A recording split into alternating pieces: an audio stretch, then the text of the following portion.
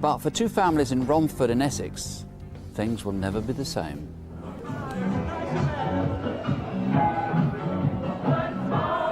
And the party was just a typical New Year's Eve party. We've been using the place, must be for the last 8 or 10 years, and it's always been a great time down there. Chris was the most kind, loving son and brother that anyone could wish to have. He didn't have a malicious bone in his body. He'd always help everyone out. Yeah, she went that down the market, got a... Yeah, it'll be clear. Oh, this one as well, huh? My relationship with Chris was really good. We had a strong relationship. We was together for 6 months. We was living with each other and we was just really happy and made each other laugh, and we was just gonna settle down and like have a family and stuff. Ladies and gentlemen, it's 2005! Happy New Year, baby! Happy New Year!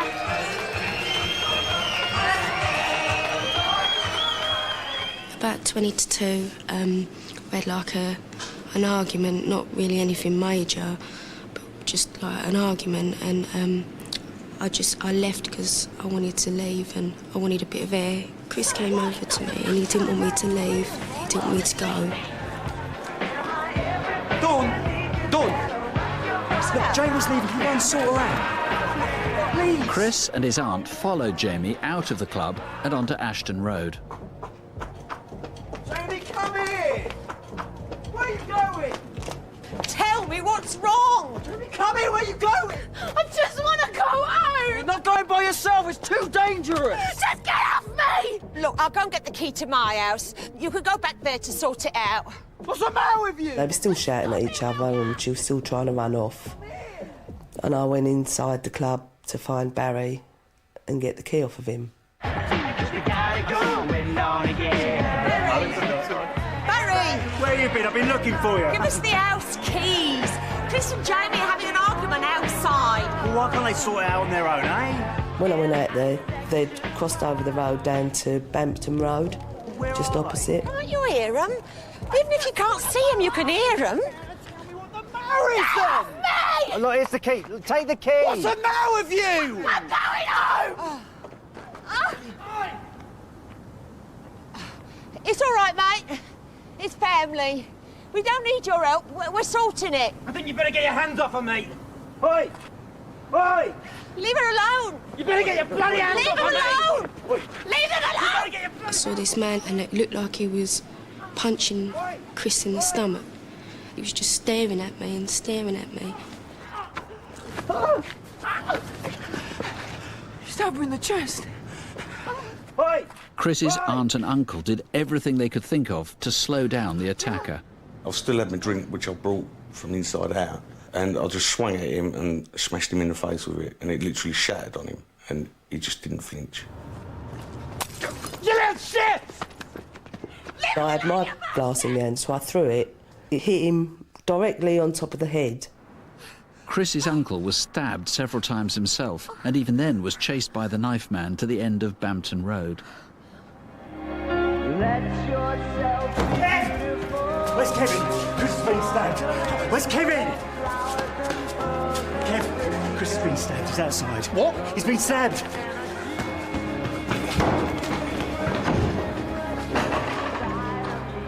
Phone an ambulance. Jamie, I said phone a bloody ambulance. My boyfriend's been stabbed. We need an ambulance. Somebody help me, please. What's the matter? What's happened? He's been stabbed. You all right, son? You can hear me? Chris? Chris.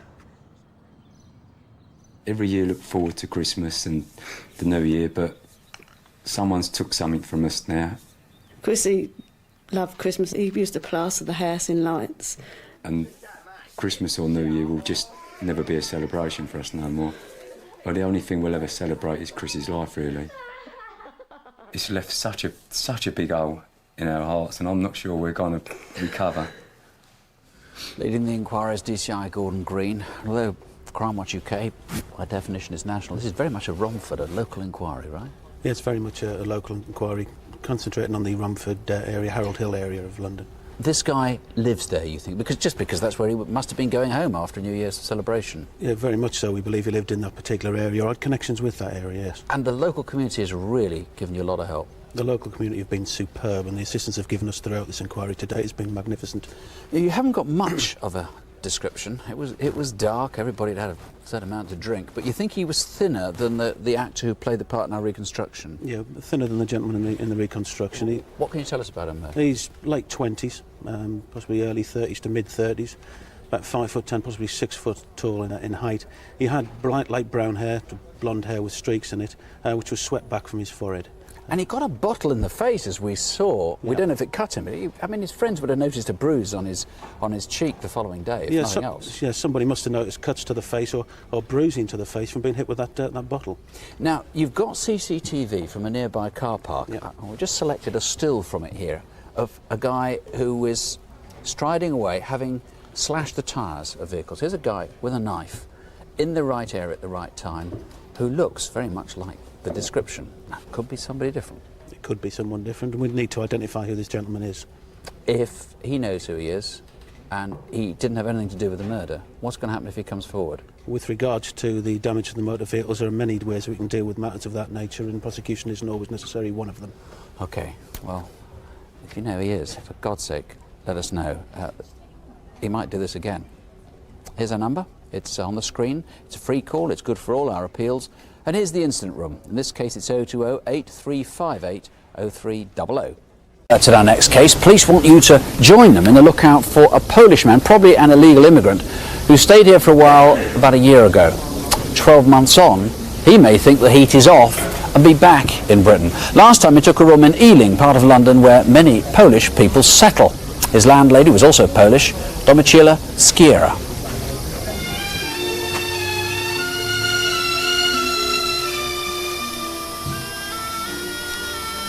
Mrs. Skiera was an elderly lady, and she was modest, she was very softly spoken, unassuming, she didn't push herself forward.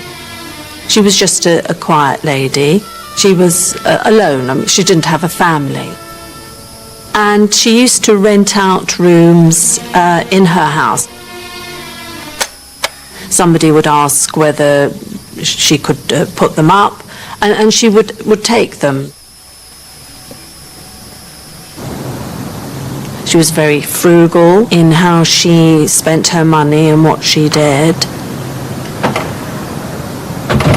Mrs. Skiera came to my counsellor's surgery. This is a surgery that I do for the local authority. And she came to me, I think the first time was June 2000. She had a domestic problem and she asked me whether I could help her. Dzień dobry. Dzień dobry, pani. Come and sit down. And unless I told them...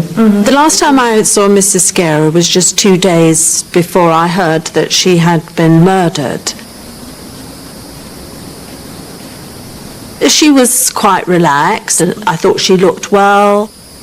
She wasn't particularly stressed or worried. So everybody was floundering and was very lost to think that somebody could have been murdered in this way. We called her Mrs. Skiera, but amongst ourselves we called her Granny. We never had any hassles with her. Every day she took the rubbish out of our room and the kitchen. She wouldn't let us do it. 2 nights before the murder, a third lodger came to Ranelagh Road. He introduced himself as Artur Kowalski. Zmieniam sobie codziennie. Poniedziałek, gdy się wprowadził. When he moved in on the Monday, he seemed like a nice, cheerful fellow. Wesoły, nie? Gość. He had some vodka with him because he had just been to a party. So we drank it together to get to know each other. Wracał z jakichś tam imień, nie?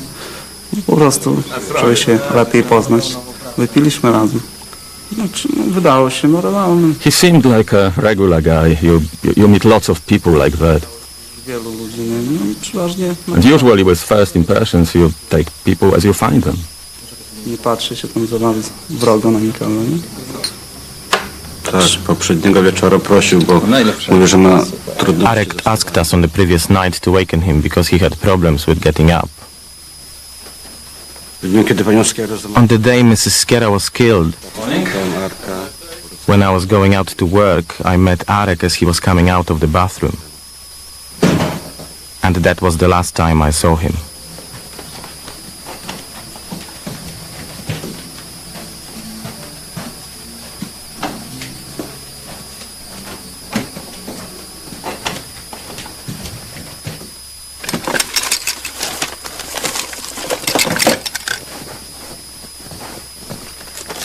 We honestly believe that Mrs. Skiera had a considerable quantity of cash secreted within her premises.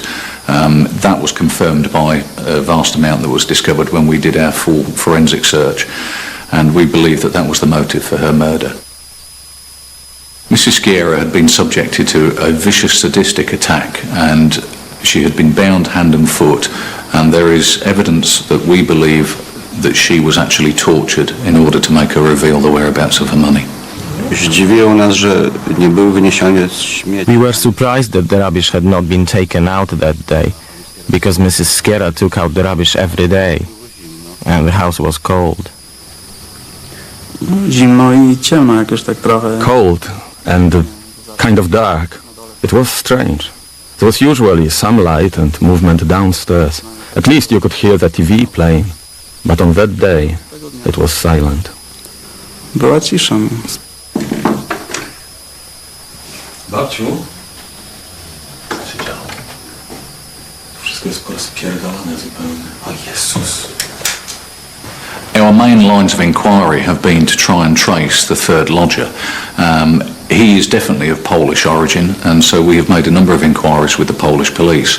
In addition to that, we've been over to Poland, and we've actually appeared on the Polish version of Crimewatch and made appeals to the Polish nation for anybody that can give information relating to this individual's identity. Domiceli Skiery. Od tej sprawy właśnie zaczynamy nasz dzisiejszy program. Gdy ktoś chciał na przykład nawet obrabować, to mógł tylko to zrobić, a nie musiał. Even if someone wanted to rob her, they could have done it without killing her. Wypadałoby, że... So it would be the right thing to find the man who did it. If anybody knows him, or knows where he is, please help us. And we would like to thank you for your help. No i z góry dziękujemy. Well, here's Detective Inspector Guy Ashley now in the studio, and obviously the main guy you have to catch is the chap who called himself Artur Kowalski. That's correct. He gave the name of Artur Kowalski to Mrs. Skiera, but he also used the name Arek. You don't think either is his real name? No, we don't. We think it was planned. He went in there with the intent and purpose to actually rob Mrs. Skiera. Dark hair, moustache, of course he could have trimmed either or both, but that skin is quite distinctive. It looks as though he's got spots. Tell us about that. His skin, his complexion is dark, but he has very distinctive and very clear pock marking as if he suffered extreme acne, so he can't disguise that. Now, the Metropolitan Police has been so disturbed, this murder, and you know, there are murders, you don't put up rewards on all of them, you've put up a big reward in this one. Tell us why are you so disturbed about this one?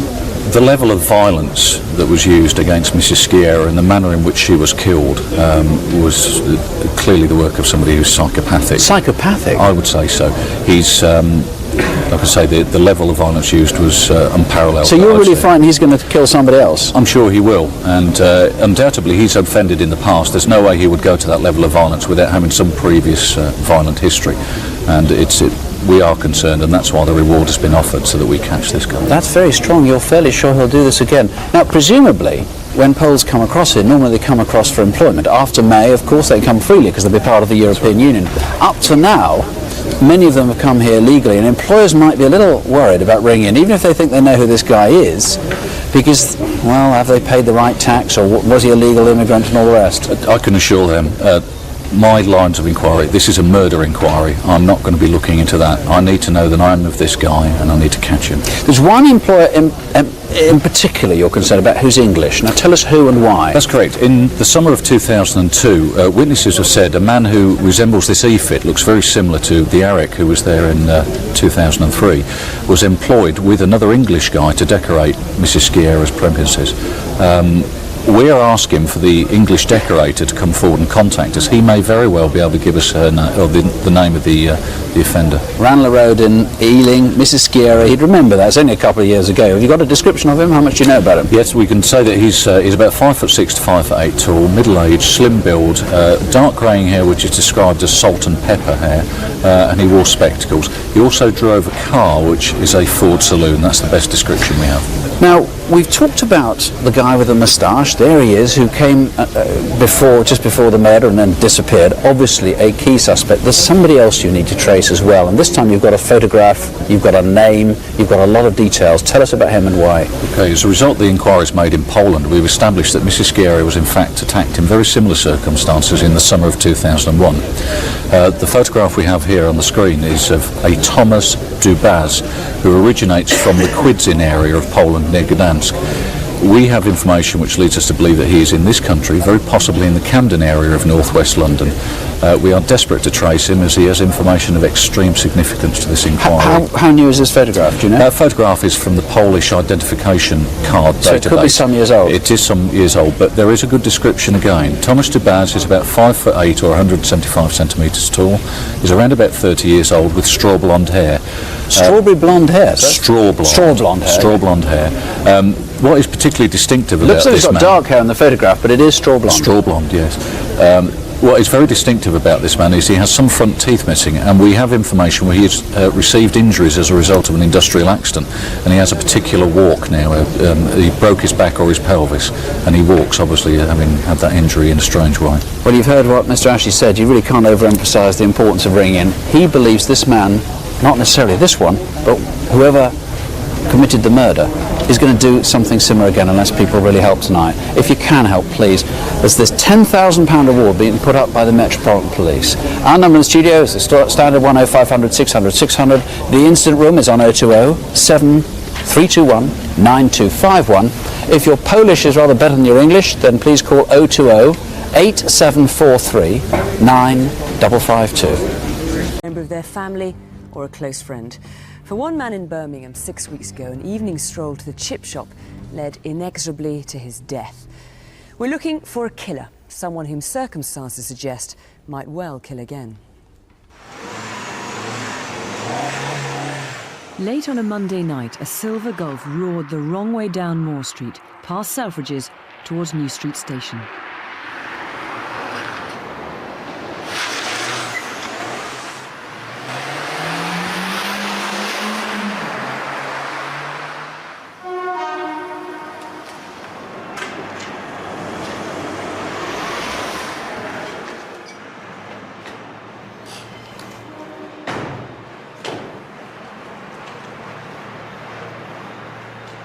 Three well-built men climbed over a gate to an arcade. A second gate took them to a pedestrian area on New Street.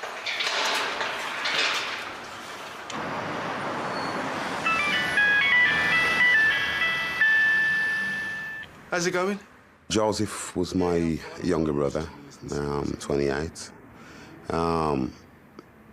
He was placid, caring, humble. Probably go out a bit later, get some chips, I'm starving. The only thing I could say is he was probably a bit naive of life and, you know, the bad things that, you know, are within the world in general.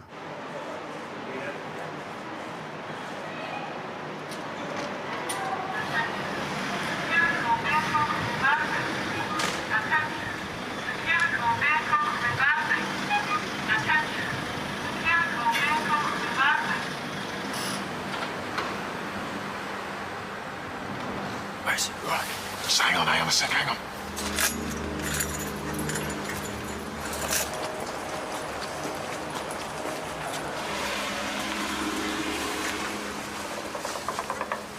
In a bit, all right?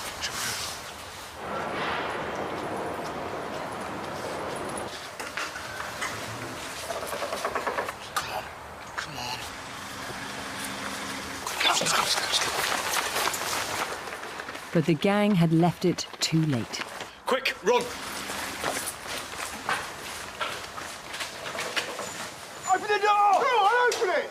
Just keep calm, right? They've got a gun. Just keep calm. Once they've got what they want, they'll go, all right? Keep it quiet. Come on, get it!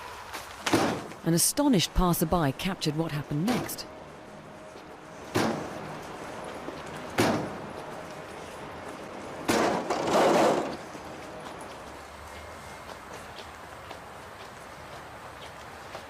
Come on, man, let's just go! Come on, come on, let's move! Come on, come on!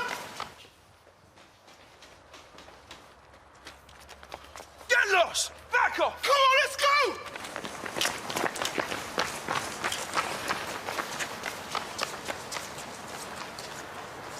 Come! Come on. Listen, I'm gonna meet you down the bottom of the ramp, all right?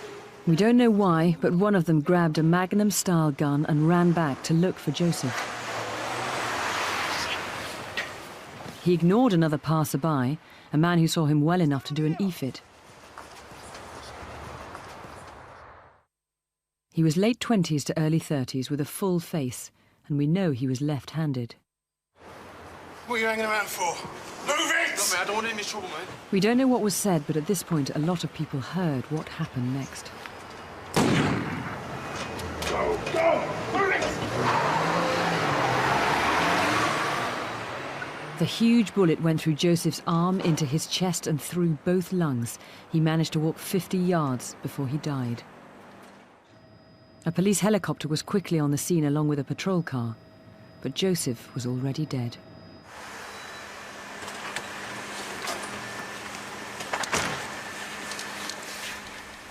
Well, leading the investigation is DCI Nigel Rock. I mean, Nigel, what shocks you about that case is the cold, deliberate nature of that murder. And I know Nationwide Securica are so concerned, they put up the biggest reward ever of £150,000. Your best hope tonight is to get some witnesses, isn't it? That's right, yes. We'd ask anybody that was present and saw any of those events that have been reconstructed tonight to contact us, and obviously anybody that recognises this e-fit prepared by the witness. Now, what about the Silver Golf? What more would you know about that? Well, we know that the Silver Golf was a model that's top of the range, actually a V6 4Motion, and that's the picture of it there. And obviously we can see the number that was being displayed on the night of Joseph's murder. Well, we've got the registration there, CX02WOX. Is that a false plate, do you think? Yes, it's a completely false plate that's never been issued by the DVLA. I think the interesting thing about the plate is, I believe it's professionally made.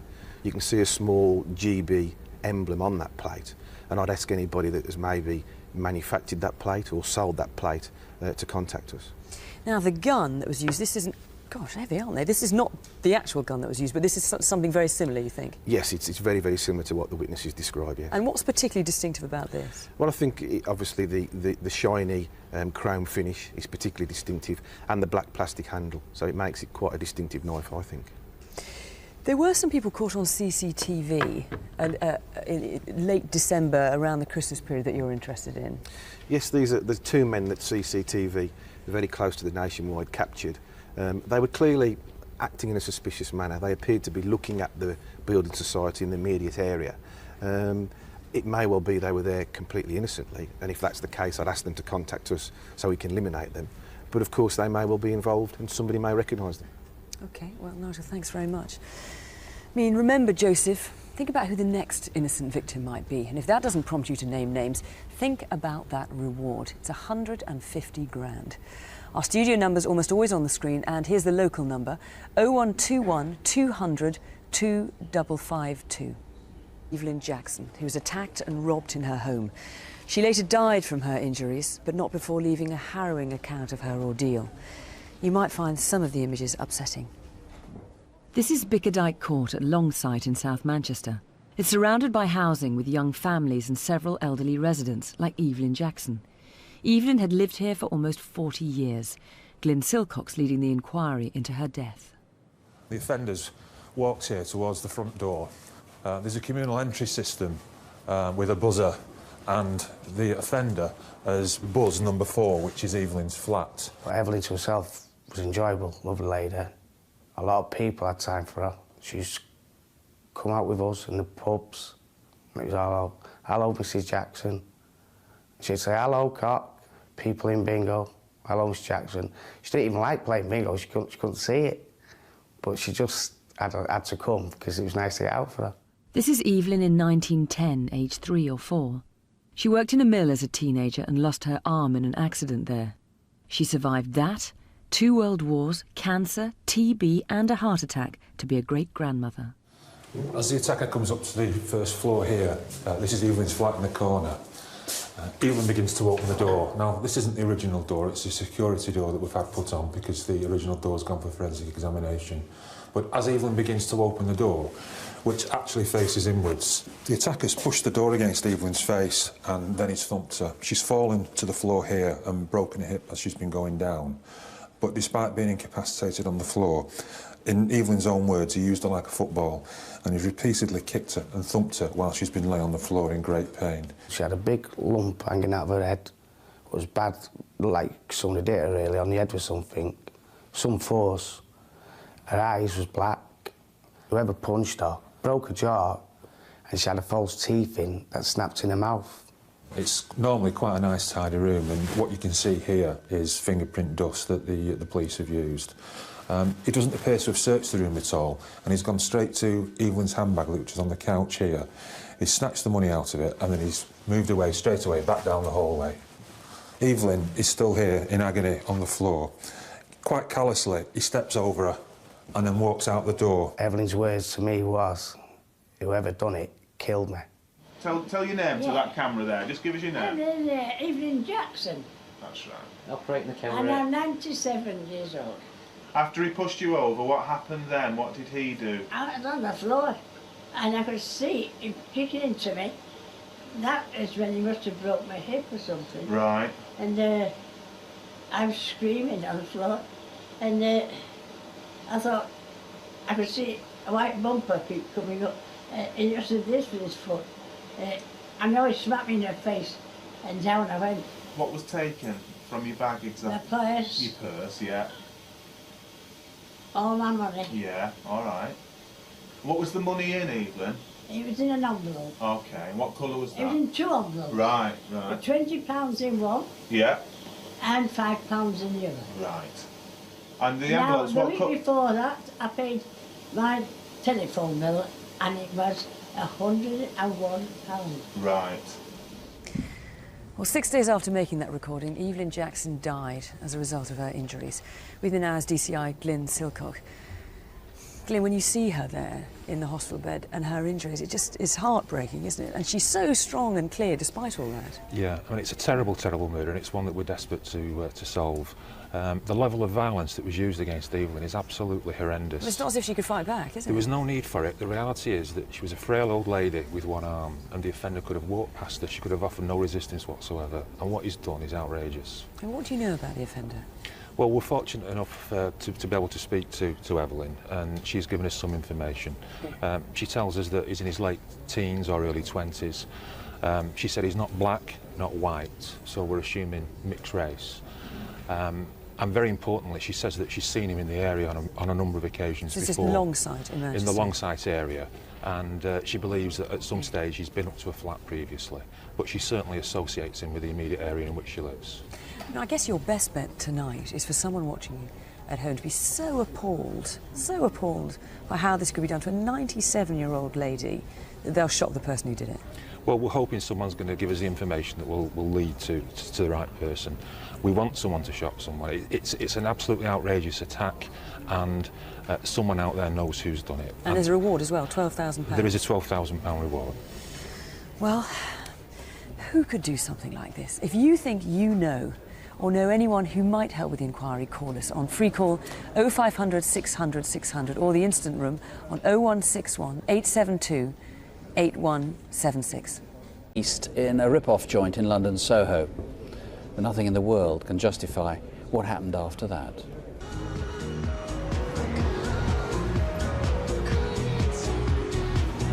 Come on, come downstairs, £5. No, good time, really good time. Come downstairs. You wanna come in? Come on, come in. Come on, come in. Hiya, love, how are you? All right, Camille, how are you doing? You working all this week? Yeah, I need the money, darling. Once we're ready, we'll go upstairs to the door, start calling people in. If someone looks like they're interested in coming in, would use our finger a lot, because that seems to help to call them in, like. Camille would be one of 2 girls who'd work a shift normally. They would take turns working the door 15 minutes about. And during that time, the girl who isn't working would be down in the bar area relaxing. On a typical day, the girls would work between 11 and 6, or between 6 p.m. and 11 p.m. at evening. It would be the duty of the girl on the door to try and entice male clients into the club. So tell me, what's a nice guy like you doing walking by himself? Just out for a walk, baby. Yeah? Yeah. Do you want to come in for a chat with me? I don't think so. It's only £5, you know. £5? £5. Well, you do look good. Go on, you know you want to. Let's go. She got in a lot of clients. I mean, she was quite popular with customers. There was a lot of the girls have different types that they would bring in, but Camille didn't really have one, like, typical type of customer. She'd talk to everyone. Give the man a £5. See, told you it was only going to be £5, didn't I?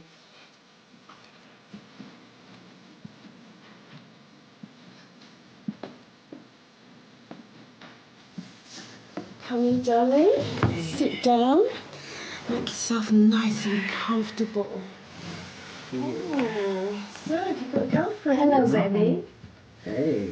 Are you happy with her, or are you looking for something else? No, she'll do just fine, but you know what? Come back. I might have something for you later, yeah? Hey. See ya. So, cute guy like you, single. Here's your bill, son. Bill? What for? £375? You paying it? No, I didn't do nothing. She never said it was going to cost this much. You're paying it. Give us your wallet, mate. What? Give us your wallet. 90 quid, is that it? Give us a 10. Look, take that and don't come in places like this until you earn more than 80 quid a week. Now, piss off. Go on. Come on. Get yourself on.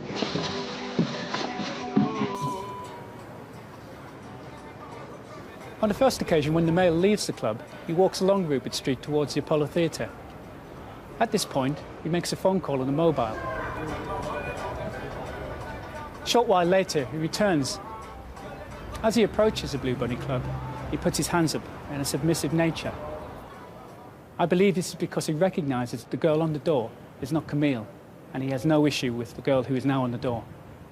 He then takes 2 steps backwards, turns and walks back towards Rupert Street. On the third occasion that the male approaches the club, Camille is working on the door. His pace quickens, and he darts inside the club entrance. You know, This is where the attack takes place.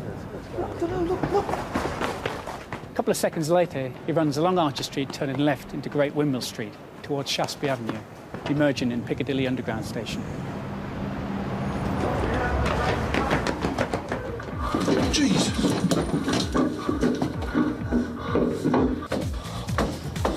Camille! Shit!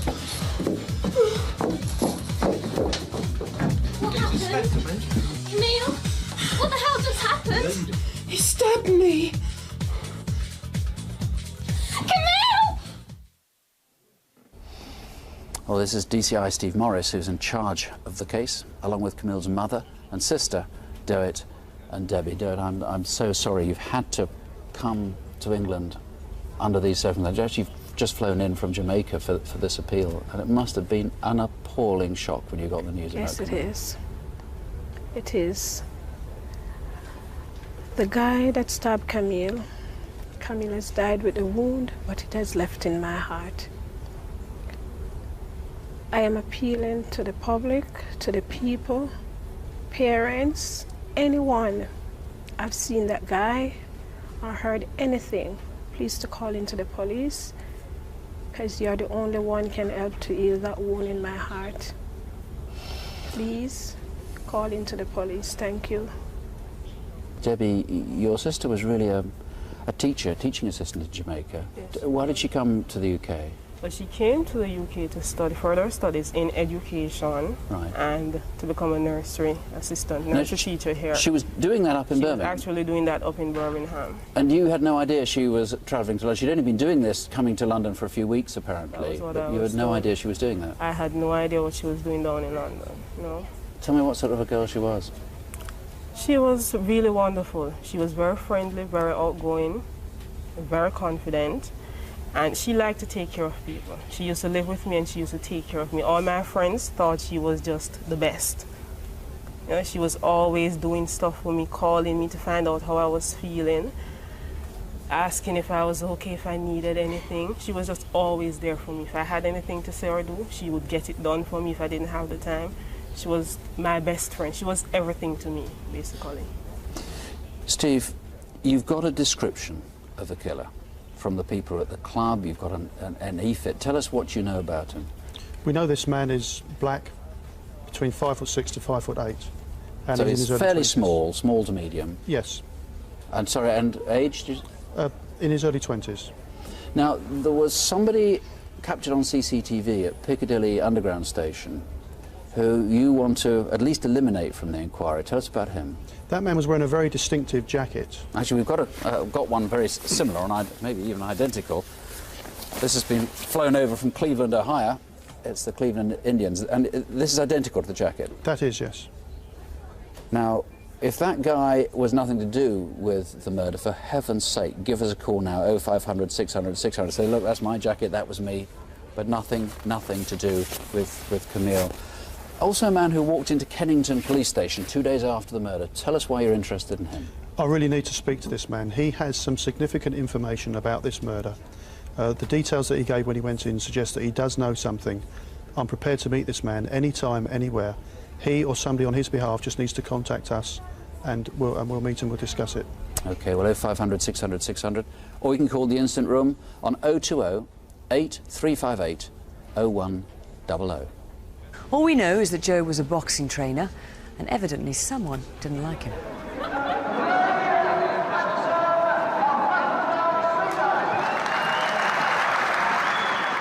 Boxing's very popular at the minute. There must be about 15 professional boxers in Coventry. Joe played a big part in bringing the big shows to Coventry. There must have been about 1,000 people there, and it was packed out, and the atmosphere was absolutely brilliant, like, you know. It's absolutely brilliant.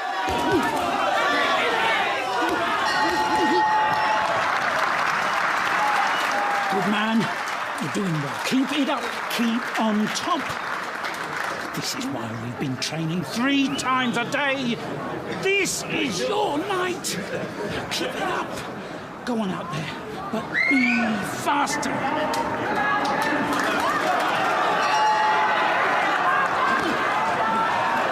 Joe had trained Tony, well, months beforehand that fight. You know, every day he was out with Tony Conroy 3 times a day, every morning in the gym in the afternoon, gym at night.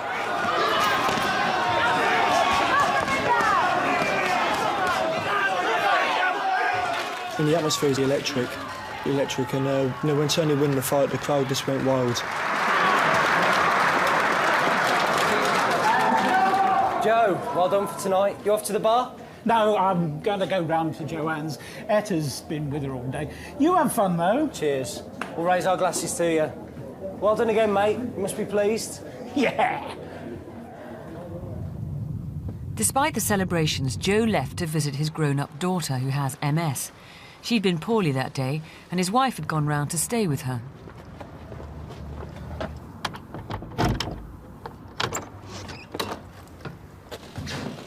Hello, love. How did you get on? It was amazing. We got 4 wins. Conroy was on top form. He's got the Midland title. But enough of that. Are you going to be comfy if you stay here, Evelyn? Yes. I've got all my stuff with me. Now off you go home. Get a good night's sleep. If you're sure. I'll see you tomorrow. Good night, love. I'll be round first thing.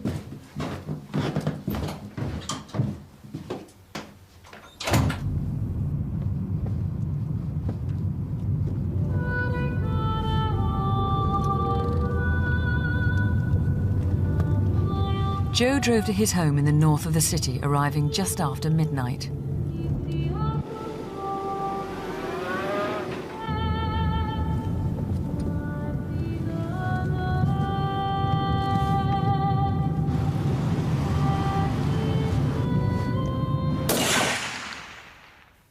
He was shot 6 times right outside his house. He wasn't just a boxing trainer, he was like a real good friend. He was a real good friend to all the boxers he trained. There's something definitely missing, like, you know, in the gym now without him. You know, we're absolutely missing terribly. Well, Martin Slevin is one of the senior detectives still on the case after a year. And Martin, even after all that time, you're still struggling, really, a bit to find out as to why anyone would want to do this. Yes, we've looked into Joe's past in great depth, and he was a well-known boxing trainer in the city and was a well-known figure within the city of Coventry. But there's nothing we've uncovered that would lead us to a positive motive as to why Joe was killed. So what clues have you got as to who the gunman might be? We know that a car parked on Red Lane in Coventry at around 23:36 hours on the forecourt of the Commercial Window Company, and that as Joe returned home and was shot, a man was seen to run from Newdigate Road into Red Lane, and we believe he got into the same vehicle and drove off in the direction of Stony Stanton Road. But what that car tells you, the key thing, is you don't think this gunman acted alone? No. We know that the gunman got into the rear passenger seat of that vehicle, which indicates that there's at least one other assailant involved in this offence. Now, what about the bullets that were used? It was 6 bullets in total, wasn't it? Yes. Because this is one of the bullets, or this is identical, sorry, to one of the bullets that was used, and it's pretty unusual, isn't it? Yes, we know that the bullets used in this offence were manufactured in Canada sometime between 1974 and 1989. They're quite unusual. They're Dominion .38 S&W, and they're copper wash bullets. And we know that the gun used in this offence was a Colt or Colt copy revolver. That combination together, we're led to believe, is quite unusual in the UK. So really anyone who might have sold these, or a dealer dealing in those kind of bullets, those kind of guns? Yeah, we would appeal to anyone that's had that combination of ammunition and weapon either stolen, or any firearms dealers that knows of anyone they've sold that to, or has possession of that combination of weapon and ammunition. And another thing, you know, the gunman was using was a piece of green baize. It looks a bit like the kind of green baize you find off a snooker table, though it isn't. It's slightly different, isn't it? But was using this green baize material as well? Yes, we know that the offender wrapped the revolver in a material very similar to that and fired through that material, and a number of pieces were left at the scene. And we believe that was to either muffle the sound or to stop firearms residue from going onto the assailant. But that, together with the weapon and the bullets, is probably significant. We'd like to appeal for that people that know anyone with that combination to please come forward and speak to us. So just putting all that together with the car, the small hatchback, wasn't it? Yes, I believe it was a small hatchback type vehicle, possibly silver in colour, which sped off towards Stony Stanton Road just after midnight on the 8th of June 2003. OK, well, call us if you can help. Call us if you know a motive, and above all, call us if you know who did it. 0500 600 600 or 0121 200 2552. Part of the UK, we don't actually feature much on Crimewatch because it's relatively tranquil. But 7 months ago, North Cornwall was rocked by a double murder. Carol and Graham Fisher were shot at their home near Wadebridge. Carol and Graham were devoted, a lovely couple. They were very private people. We were never invited into their bungalow.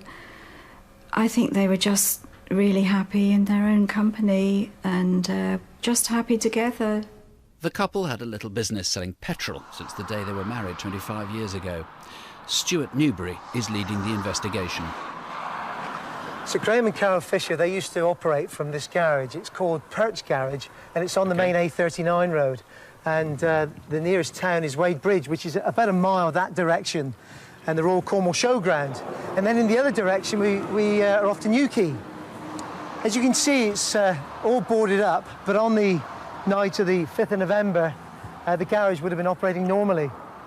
And Graham and Carol, their normal routine would be to lock up the pumps and then put out the cones to discourage vehicles from coming on the forecourt.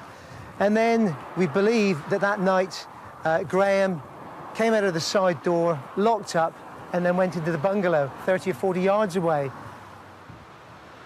On the day of the murder, it was around about 20 to 7, a telephone went, and it was Carol. I got a parking ticket, and we had a bit of a laugh over it. She always saw the funny side of things. She put Graham on, and they seemed perfectly relaxed, and that was the last time I spoke to them. They obviously had no idea of what might happen to them. Police in Cornwall are investigating a double murder after husband and wife were found shot dead at the garage they ran near Wadebridge. Post-mortem examinations have been carried out on the bodies of Carol and Graham Fisher. So as you can see, this window here has all been boarded up. This was actually smashed by one of the perpetrators during the attack, and a planter was pushed through. This was full of earth, and it ended up on the sofa inside the lounge. This is video taken by the police the day after the murder. They've released it tonight for the first time in the hope that it might prompt someone's conscience.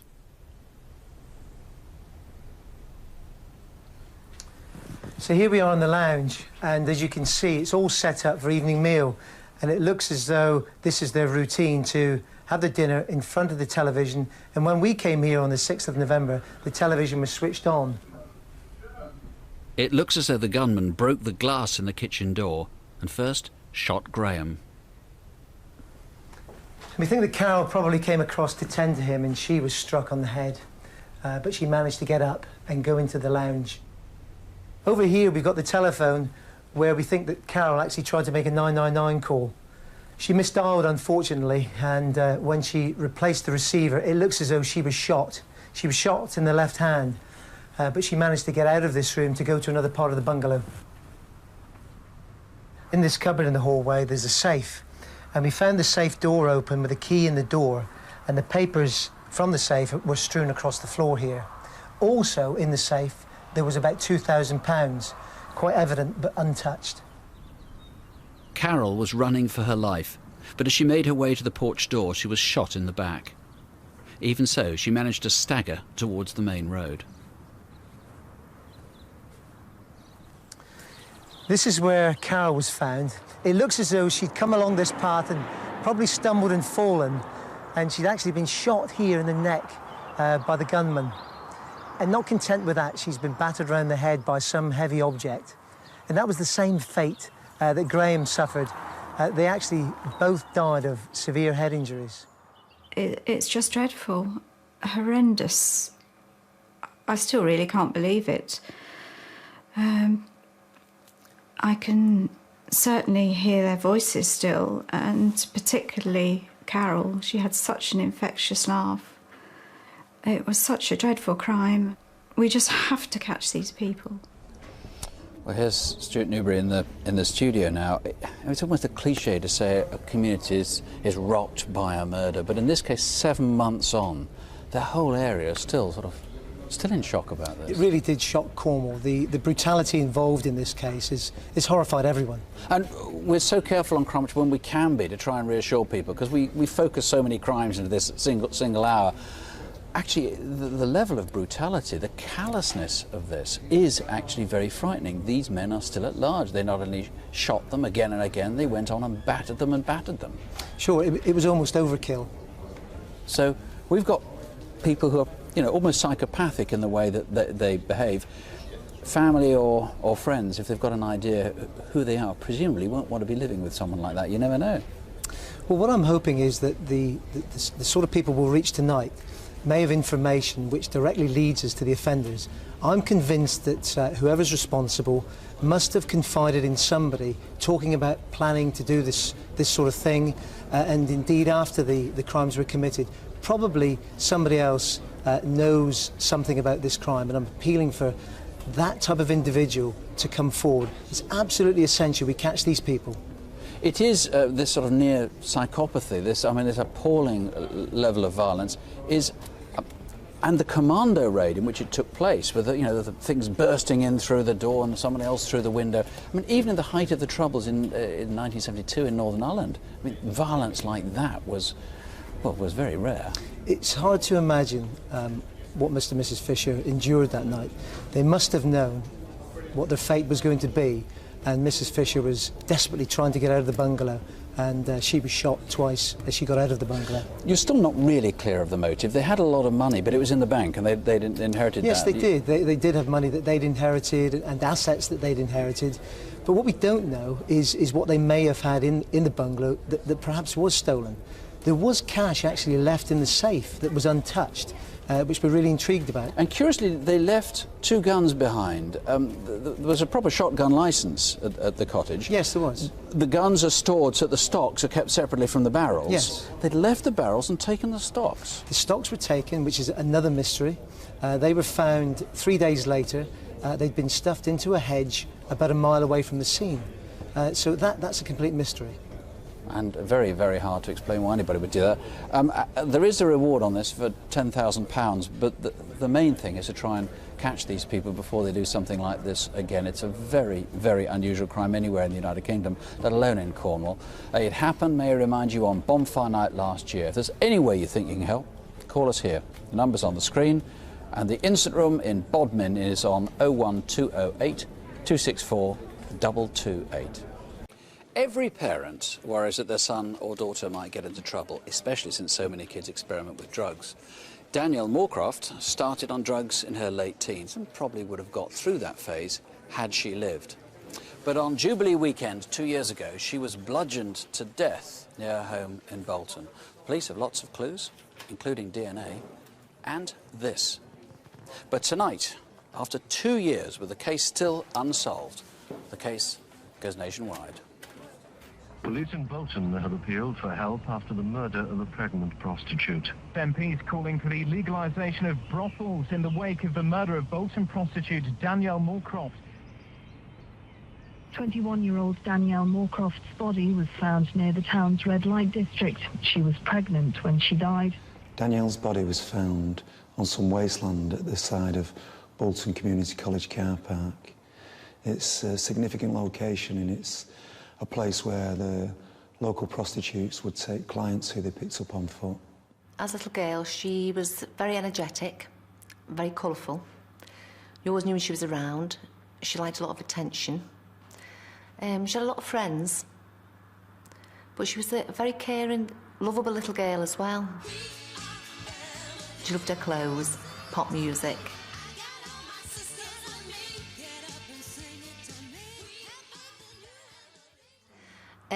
As she got older, she had quite an addictive personality, Danielle.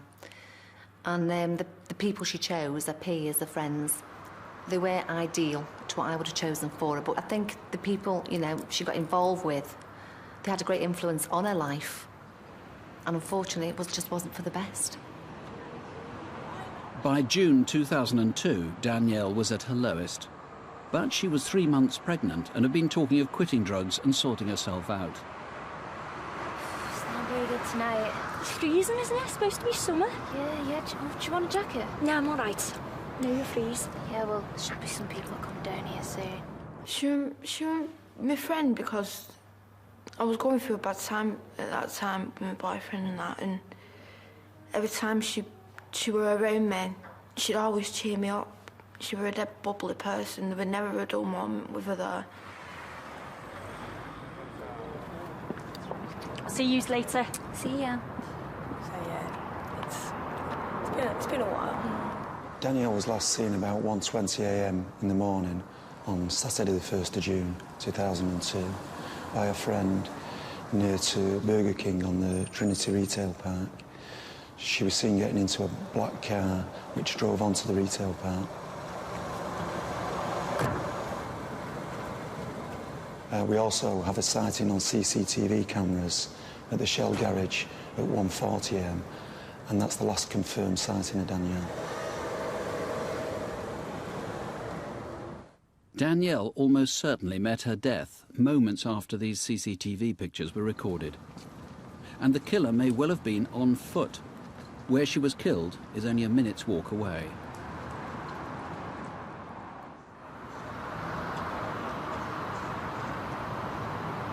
As the killer was leaving the scene, witnesses nearby heard him running up a fire escape which leads to a dead end.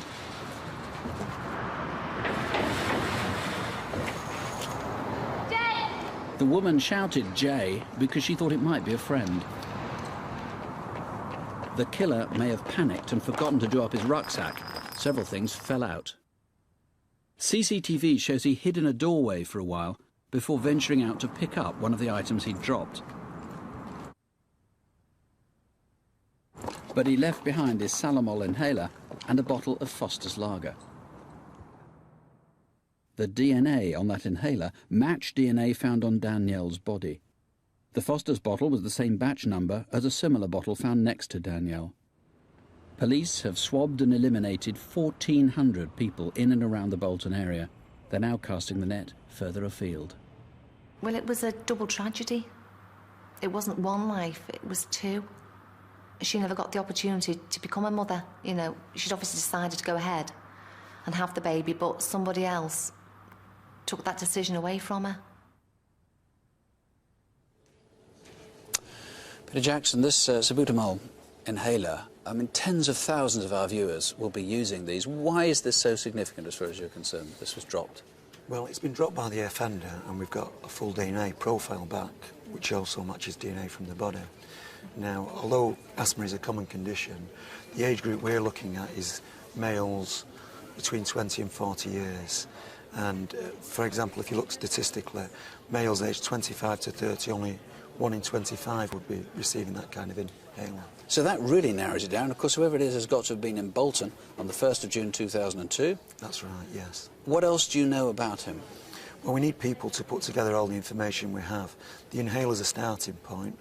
It's a male on foot wearing a hooded top, carrying a rucksack with a single strap, out in the early hours in Bolton on Saturday the 1st of June 2002. And you've had a forensic profile, a psychological profile, behaviour profile done of him, which has been quite revealing, I gather. That's right. We've enlisted the services of a clinical psychologist from the National Crime Faculty. He believes it was an anger-motivated attack. Basically, he didn't set out that night to murder Danielle.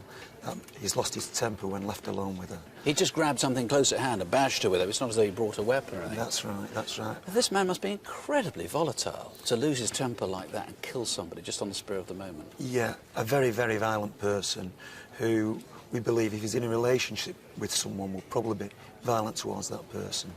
So we need people out there to ring in. If they've got any information, we've got a DNA profile. We can easily eliminate anybody. If they give us the name, we treat any information in the strictest confidence. They can ring in anonymously if they so wish. OK, well, there's a lot of things to put together, and of course those 4 basic clues, and if you can tick them all off, for heaven's sake, please give us a call. A young man, we're not sure of his age exactly, your best guess, I think, is in his 20s, somewhere around there, who has asthma, we know that. He has a very, very violent temper, we know that. And of course, he must have been able to be in Bolton on that Jubilee weekend in 2002. Tell us if anyone fits all those 4 criteria. It's easy, as you've heard, to eliminate people who are innocent, and incidentally, there's a £10,000 reward. 0500 600 600, or call the Bolton Incident Room on 0161 856 5966. A Sunday 2 weeks ago in Nairn, population 8,500. Alistair Wilson was a bank manager in nearby Inverness, but lived in Nairn town centre. It's a killing that has stunned this town and the police officers searching for both a motive and a murderer. More than 40 policemen are now trying to find out why Alistair Wilson was shot dead on his own doorstep. Alistair was an ambitious, hard-working man. A lot of people knew him and respected him. He just adored his wife and just doted on his 2 wee sons. On Sunday the 28th of November this year, Alistair and Veronica were putting their kids to bed. Round about 7:10, our offender would have come up these steps, rung the doorbell, and Veronica has come downstairs to answer the door. I happened to hear the doorbell and was actually expecting friends to come round anyway, so I went down and answered the door, and he asks for my husband by name, so I think, oh, don't know you, but you obviously know Al. Run back up and tell Al, and he's like, what? Who? But again, you know, there's nothing to be alarmed about or anything. Alistair went downstairs then, spoke to the man, and received an envelope from him. He took this envelope upstairs. It was sort of bluey-green in colour. I don't know what was in that envelope, if anything. It may have been just a ruse by our offender to get Alistair to come to the door in the first place, or it may have contained something which is of real significance. He then decided to go back down and speak to the man again. I hear the shots. I live in Nairn. This doesn't happen, so I think it's somebody breaking wood or something. I leave the kids in the room and I run down the stairs. She found Alistair lying on the doorway within the porch with a number of injuries. When I heard the news, I was at my home in Australia. I jumped on a plane the next day and was able to be with my family here. We're just so distraught at the moment, and none of us know why this has happened. It's just a complete and utter mystery. Immediately after the shooting, the offender would have come down the steps here. He'd have gone on to Crescent Road, and from sightings that we have from witnesses, he would have come along Crescent Road here, and this route takes us towards Marine Road, which is directly beside the links area, which is beside the seaside. It's an open area of grassland. It would have been very dark at that time of night, and it would have been a perfect escape route. I just can't imagine not knowing and being able to move on from here.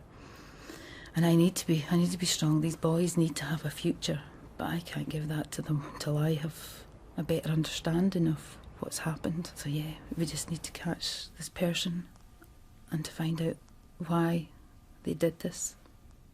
Veronica's lost her husband. These boys will never have a daddy that they will remember because they're so young. Mm. Not only that, he's violated their home, which they feel they're not happy to go back to. I mean, a complete upheaval in every way. And we have lost our only son. Well, Alistair Wilson's murder remains a mystery. The description of the gunman's been circulated widely in the Inverness area, but it's not rung a bell with anybody locally. Think again. Could it be a local man? Perhaps a customer of Mr. Wilson in the Bank of Scotland in Inverness. He's late 30s, short and stocky, maybe around 5'4", maybe a bit taller. He had short, dark hair, but was wearing a black baseball cap, dark jeans, and a black bomber jacket. Well, Peter, the most baffling thing about all this is a motive, isn't it? I mean, you've looked into Alice's background. Was there anything in there that could give any clues? That's right. We're into the third week of this investigation now. One of the main areas we've been focusing in is delving into Alistair's background, both in terms of his professional life and his private life. So far, we haven't turned up anything at all which could account for his brutal murder. You heard his wife there saying that, you know, things like this just don't happen in Nairn. That's right. It's about 1987 since there was a murder in Nairn, and throughout the north of Scotland, these type of offences are extremely rare indeed. This is an envelope rather like the one that was presented to Alistair at the doorstep. He then went upstairs with it, then came back downstairs with it. What was that all about, as far as you can tell? That's right. Veronica Wilson has viewed a number of envelopes, and this is fairly similar to both in terms of colour and size. I don't know what was in that envelope. If anything, it may have been just a ruse to get Alistair to go to the door. What is significant is it hasn't been found at the scene, and the inference is that it was taken away by the suspect. Now, what about the gun? Because you've announced on the news today that the gun that you found a few days earlier is the gun that was used in this murder. That's right. It was found down a drain in Seabank Road in Nairn, which is very close to the A96, the main thoroughfare through the town. That's where we can see the blue dot there. That's the blue dot, which is within a mile of the crime scene itself. The crime scene where the red dot is. That's correct. There's one person you want to eliminate, in particular, isn't there, from this inquiry? That's right. We have information about a man who was on the Inverness to Aberdeen bus. It left Inverness at 6:05 that Sunday evening. He got off the bus at the bus station in Nairn at 6:47. He then walked down the main street, past the police station, towards the general area of Crescent Road. We haven't been able to identify this man yet, and I would ask him to come forward. He's described as being in his mid-30s. He's 5'9" to 5'10", very muscular in build, quite a large neck. He was wearing a dark blue quilted jacket and jeans, and he had the habit of keeping his hands in the pockets of his jacket. Now, of course, he may have been there entirely innocently, but you'd like to know who he is so you can at the very least eliminate him. Very much so, inquiries. And he is, of course, a potential witness himself. OK, well, this is a terrible case. There's a very large reward in this. Crime Stoppers are putting up £10,000, which is the largest reward they can offer, and a national newspaper's added another £10,000 to that. If you knew Alistair, you have any idea about a motive or have any information on the man who shot him, call the studio on 0500 600 600, or you can ring the instant room in Nairn on 01463 720 220, or you can call Crime Stoppers on 0800 555 111. To Fulham in the southwest of London. The crime's about a year old, but there's now a new twist to the inquiry. It happened on a Friday night in November 2003 at a fish and chip shop just off the North End Road.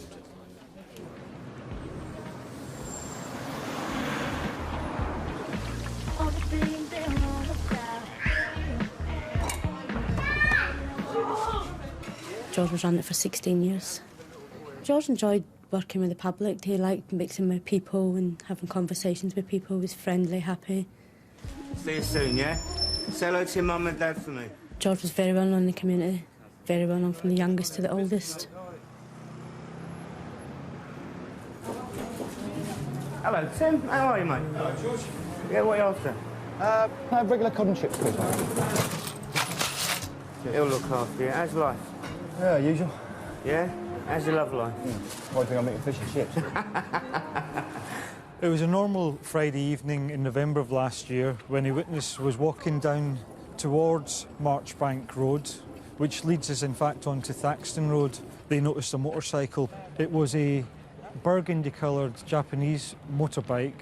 Attached to one of the wheels, or down by one of the wheels, was a black bag, like a bin bag, or a motorcycle crash helmet. The witness continued to walk along this pathway here, which leads from Marchbank Road into Thaxton Road. As the witness approached the junction of Thaxton Road, they noticed a person dressed in motorcycle gear. The motorcycle man was described as of Middle Eastern appearance. He was in his 20s and he spoke in a foreign accent. The motorcycle man then crossed over the Thaxton Road towards North End Road in the direction of the chip shop, and that's the last the witness saw. At around the same time, a local resident was walking along North End Road, just along from the fish shop. A man standing in a doorway caught his attention. He seemed in his early 40s, around 5'10", and stocky, and had dark, short, flat hair and sallow skin. Nasser was George's brother. He came over from Egypt for a holiday. We came here for a month. George was like Nasser's dad. All right, ladies, yeah? Best chippy in town, yeah? Yeah. Hey, Tim, did you see the football last week? Yeah, Southampton. Didn't stand a chance. This is my brother, Nasser. Hello, mate. Hello. He's over here for a few weeks. Hello, mate. Thought I'd show him the sights of London, you know. Yeah, what, starting here, yeah? Of course, mate, yeah. Go on. See you later, boys, right? See you later, George. You could never ever tell a time for George on a Friday night. Sometimes he'd come home at 7, 8, 9, 10, depending how busy it was. He would never walk out the shop if it was busy. So there was never a set time for him to leave on a Friday night.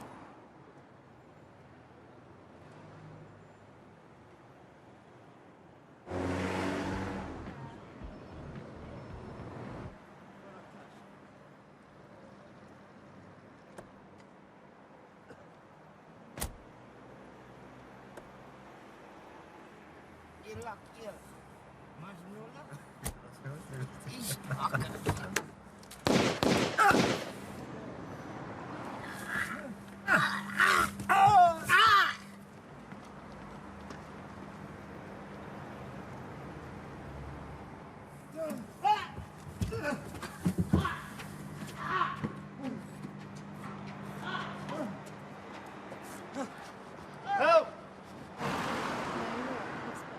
Help us! George? Oh my God! George? What's happened? I don't know. I heard of that. I think he's been shot. What's happened? Get an ambulance. Call an ambulance. George? Hello? George? Why did it happen to him? Just why did it happen to him? It's just completely devastated. It's torn us apart. It's just so difficult. I just can't believe it. It's just so fresh, like it's happened yesterday.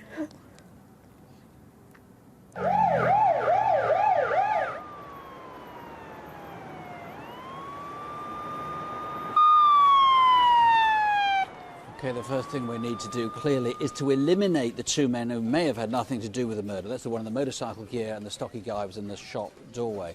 Remember, this all happened a year ago, but because of the murder, you might just remember being there on that Friday night, Thaxton Road, just off North End Road in Fulham. But, as I say, a year on, things are suddenly moving on this case. There is now forensic evidence that the police have not made public. There are hopes tonight that several viewers know enough about who did this to call and collect a £20,000 reward. But there's at least one person who's speaking already.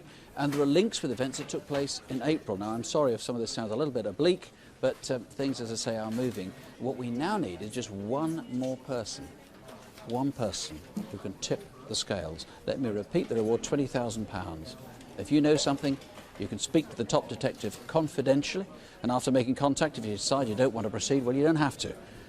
If he can reassure you sufficiently, though, you can put a dangerous man out of harm's way and earn a cool £20,000. 0500 600 600 or the instant room in Fulham on 020 8358 0600.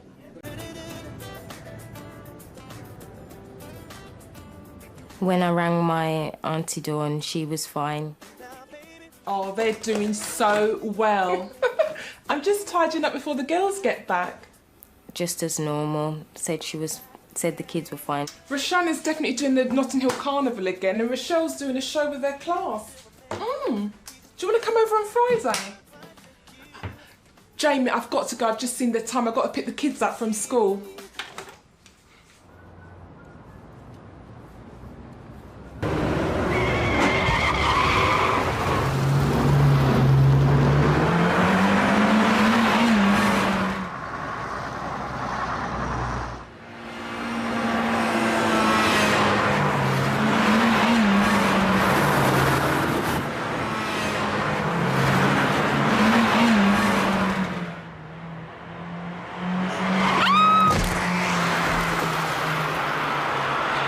Saw this person in the road, they didn't brake.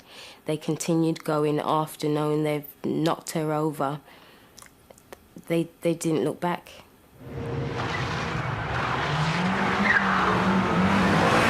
My mum was a lovely person.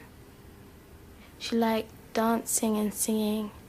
Somebody you can enjoy being around. She made me smile. I loved her.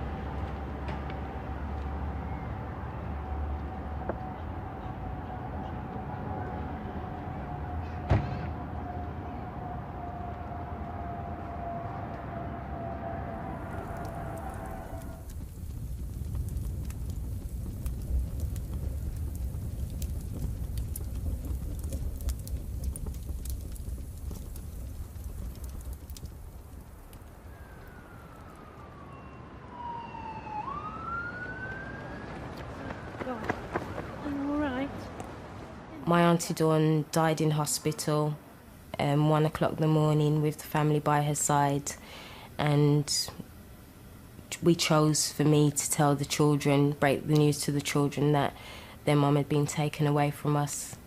She was a great person, and they've now took her life away. I miss her.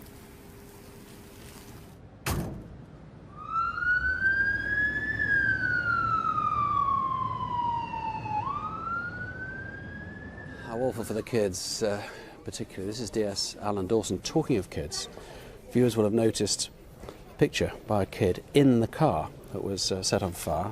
The car didn't really take light properly. Tell us about this picture. Obviously, it's got the signature Aaron. It's very, very identifiable. There's got to be a parent or a teacher who knows who this is. Exactly, Nick. This is clearly a child's drawing. We're looking tonight for anybody that can help us identifying this picture and linking it to the car that was responsible for killing Dawn. It was a red Nissan. We'll come to that car in a moment, but there's something else that was found, and I've got, well, you've provided pictures of that. The real thing is too small really to show adequately. In any case, it's undergoing forensic tests. This is about 5-6 centimetres, which means about 2 inches tall, and it's made of wood. What is it actually? It looks like a pendant of some description. Well, it's some sort of, we believe to be some sort of pipe cleaner. But again, that was found inside the car. And again, we're looking for anybody tonight that can put this pipe cleaner with the picture, which we've already seen. Now, it's a red Nissan 200SX. We saw the registration number, J211JWT. It wasn't taxed, it wasn't registered, it wasn't insured. It was, as it were, in the dark economy. That's correct, it is. We're looking for anybody tonight that can give us information about that car from the summer of 2002 until the day of this accident, the 9th of April. Now, I'm not interested in anybody that has owned this car. I want information tonight on the people responsible for killing Dawn. And I won't be prosecuting anybody that has had the car before this incident. So even if I ring in tonight and I say, look, I can tell you about the car, I owned it for a time, I didn't tax it, I didn't insure it, as far as you're concerned, that's just in confidence between us? That's correct, it is. OK, quite important to trace that car, that chain of ownership, and people who know who had it at the time of the accident, which was 9th of April last year, 2003. This is in Tottenham, London N7. The other car, as we saw, was a VW Golf, a grey one. That's correct, and again, we haven't got any much more information about that vehicle, but again, we're looking for someone that can put all these details together and help us tonight identify them. Now, as we saw in the reconstruction, the guy who tried to set fire to the Nissan had a limp, so perhaps he was hurt himself a bit in the accident, or maybe just has a permanent limp. Yes, we don't know. Again, that's what the witness saw, and we're looking for anybody that can help us again with that particular fact. Now, 18 months ago this happened. You're plainly not dropping this case. Far from it. Tonight you're announcing a new initiative. Tell us about that. Yes, we have. We've got a reward which we're offering tonight, £10,000 for the arrest, charge and prosecution of the people responsible for Dawn's death. Now, Alan, that's very unusual for the police to say and prosecution. Normally it says and conviction. So you're setting a much lower bar for this. Yes. Much easier to get this reward, in other words. Yes, that's correct. OK. I have to ask you how the children are now. I mean, obviously, it's in a way a silly question because they're going to be distraught, but 18 months on? Well, no words can express how they must be feeling and still feeling. But what makes it worse for them is that there's no closure. Well, let's see if we can help give them closure. Please, please, help if you can. Our number here in the studio is on the screen, or you can call the incident room in Tottenham itself on 0208 8345 0806. Now, who killed Daniel Blackett? Someone watching almost certainly knows. You maybe? Because if so, you might know that Daniel was involved in organised crime. What you probably don't know is that he was murdered at his home in Surrey in front of his own family.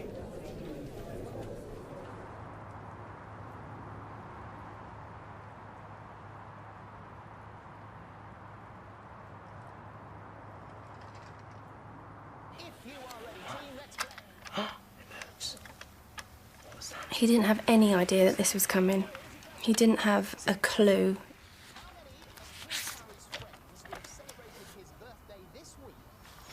Right, I'm going to put her down now.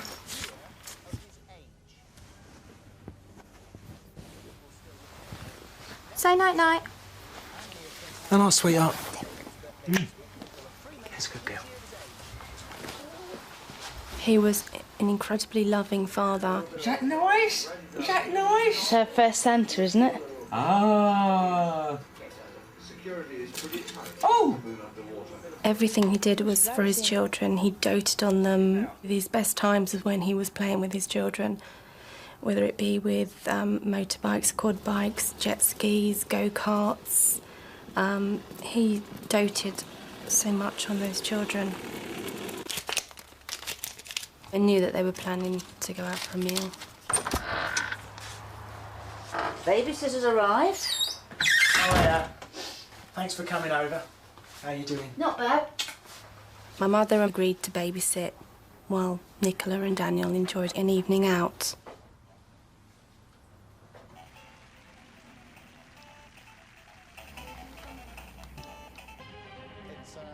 It's nickel cadmium.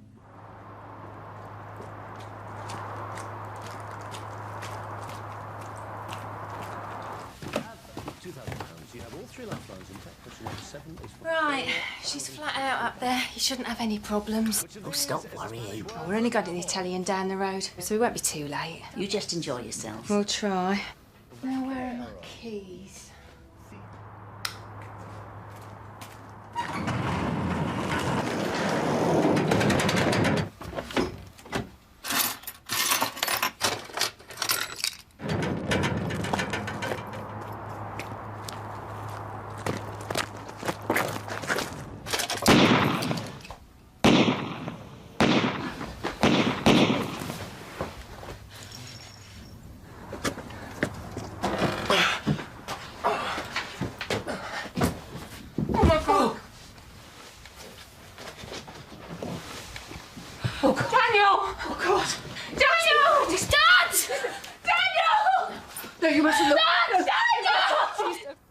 His last views of his father was 2 incredibly long breaths he took.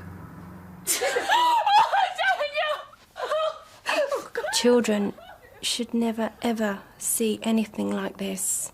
Daniel would have been absolutely horrified to know that his son had witnessed his murder. Now they have to deal with this horrendous future without him.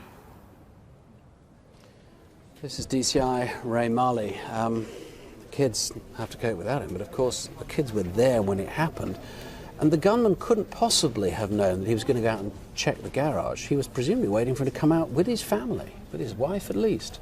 Well, certainly that's entirely possible. It is a particularly callous killing, and that's why we're so keen to actually find out why this happened and who's responsible, which is why we've put a £25,000 reward up. £25,000, which is a big reward. I'll come back to that in a moment, but I just want a bit more about Daniel and possible motives. As I said at the beginning, I mean, he's been a bit of a rogue for most of his life and he's been in prison himself. So maybe there are a whole bunch of people in the criminal underworld who know what he's been up to and might come up with a motive on this. Well, I think that's right. Certainly Daniel did have a criminal record. He had been to prison. But at the same time, he's a devoted father of 3 children, and you know, we really do need to find out why this has happened. Yeah, absolutely. I wasn't trying to justify what happened to him in the remotest way. If there is someone in the underworld who knows something about this, interested in this reward, how safe is it for them to call you? Well, of course, I'd urge anyone to contact us either here in the studio or in the incident room. But equally, if people are concerned about making that call, they can also call into Crime Stoppers. Now, I should emphasise, if people call Crimewatch, the calls here are never traced. We always say that, and it's always true. And they can call in confidence, and of course we can give them a code number and all the rest if they want to claim the reward. Now, tell us about the system for claiming a reward anonymously. If you don't want to give your name or any details about you, provided you're coming up with the right information, without your name ever going on to any record anywhere, you can still manage to get hold of the money. How does that happen? Yes, particularly going through Crime Stoppers, you're given a code word, and then after that it's a procedure that happens numerous times. And provided the information leads to the conviction of the person for Danny Blackett's murder, then that person will be entitled to £25,000. OK, £25,000 for a conviction on the case. 0500 600 600. Call us here if you can help. Call the incident room 01306 676 380 or Crime Stoppers. Roger Gates has lived in this farmhouse for over 50 years, but the area's become part of the suburbs, and he and his wife Cherita are renting out their land as a lorry park. The American government's been trying to reassure voters they'll be safe from terrorists when they go to the polls on Tuesday. The head of Homeland Cherita was with me for 13 years. Our plans were to get married next year at April. We were going to build up the business and consolidate it, tidy up buildings, improve buildings. I've just been looking at that back field, you know. I should consider perhaps letting it out next year. In other words, we had plans for the future all the time.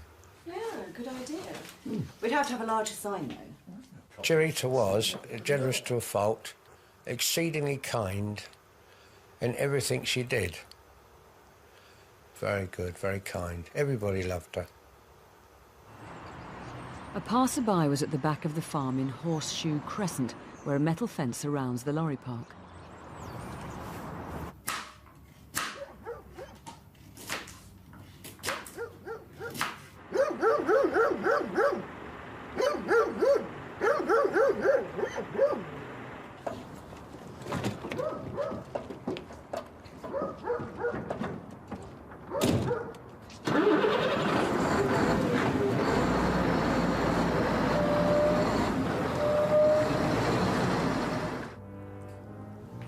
nice thinking. When we do the new conservatory... By 5 o'clock 3 weeks ago, it was already dark. And then I could have my pot plants all the way around. What the hell do they want? What can I do for you, boys? Can you give us a key for the gate? Well, the drivers all have a key. We've lost ours. Sorry, can't help.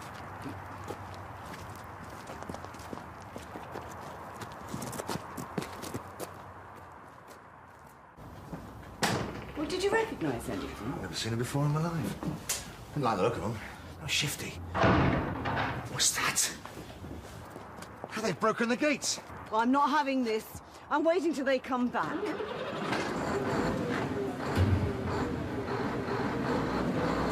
Slow down! Slow down! Slow down!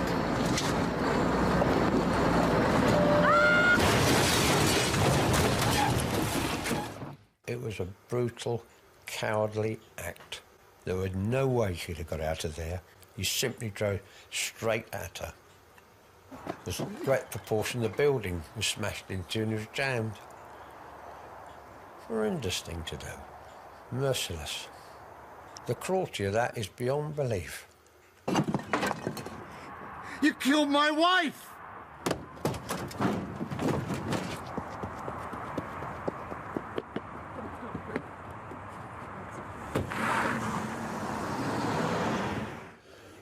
The world's short of nice people. They leave very valuable ripples amongst other people. People that leave kindness. You can't afford to lose them. Nobody can.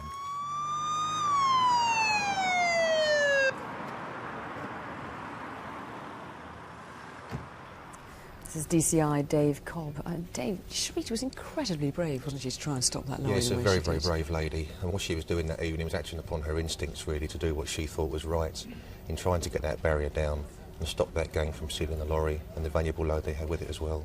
What can you tell us about the gang? What do they look like? Well, there's some good details there. The first man, who was the driver of the lorry, over 6 foot tall, he's a white male, although his complexion is described as quite dark. That may be a stubble, it may be grubbiness, or it may be because it was dark at that time of night. He's wearing distinctive blue or black tracksuit bottoms with a white stripe, and he smokes. He was seen to be smoking. I mean, it's worth pointing out that when you look at the e-fit today, he doesn't look particularly like the actual Reconstruction, but the e-fit is the thing that people should look at. That's right, the e-fit is people. And what about the other two? The man that was with him, he was somewhat shorter, about the same age, 30 to 40 years old. Fairly nondescript clothing, light brown clothing, but he had an accent that was described as either Irish or from the travelling community. The third man was only seen very briefly. All we can say about him was that he's much younger than the other two. And it's worth pointing out, isn't it, in terms of clues as to who these people might be, that they obviously knew how to handle that kind of equipment, heavy digging machinery, the lorry. That's right, that's what I'm asking people to do tonight. Put together all the factors here. Someone that matches those descriptions, someone that knows where Northolt is in the northwest London area. But most importantly, someone that could drive plant hire equipment, heavy diggers, heavy lorries, and manoeuvre them around as they did. And what about the Mercedes that we saw? The Mercedes speeds round to the front of the farm just afterwards. It actually takes a fairly crude three-point turn where there's some temporary traffic lights, which is where the A40 passes over Kensington Road. Now, that was seen by some people, and it was done with disregard to the other motorists, so I'm sure other drivers saw that. It then collects the driver from the lorry and it speeds off. We're obviously keen to trace that Mercedes. It's silver, it's in very good condition, it's a four-door saloon, possibly an E-Class. And there's something about the headlights in that they're described as frog eye headlights, which means that there's two separate lights on each side of the bonnet, which is a design that Mercedes had between 1 and 5 years old. OK, well, there's a reward of £25,000 for information needed for the conviction of one or more of the gang. Roger's life has been shattered by Cherita's death. If you have any information on the identity of these men, if you can put all those clues together, call 0500 600 600 or ring the Instant Room in Hendon on 020 8358 0200. Tonight, the gruesome find at a West Yorkshire beauty spot. Police now say it's a murder hunt. Lyndsey Bourne's leg is so far the only part of her body to be found by police searching Woodhouse Ridge. The 28-year-old prostitute hadn't been reported missing, and until now there seemed few clues as to what had happened to her. This is Sovereign Street, just outside the centre of Leeds. By day, a busy business area. During the evening, the scene changes and becomes more or less the centre of the red light district of the centre of Leeds. This is where Lyndsey came. She was dropped off about 11:30 on Thursday, the 9th of September. The arrangement was that she'd go to work. She'd meet her friends again at this telephone box, 3 a.m. the next morning. She never made that meeting. Take care. Yeah. See you later. Bye.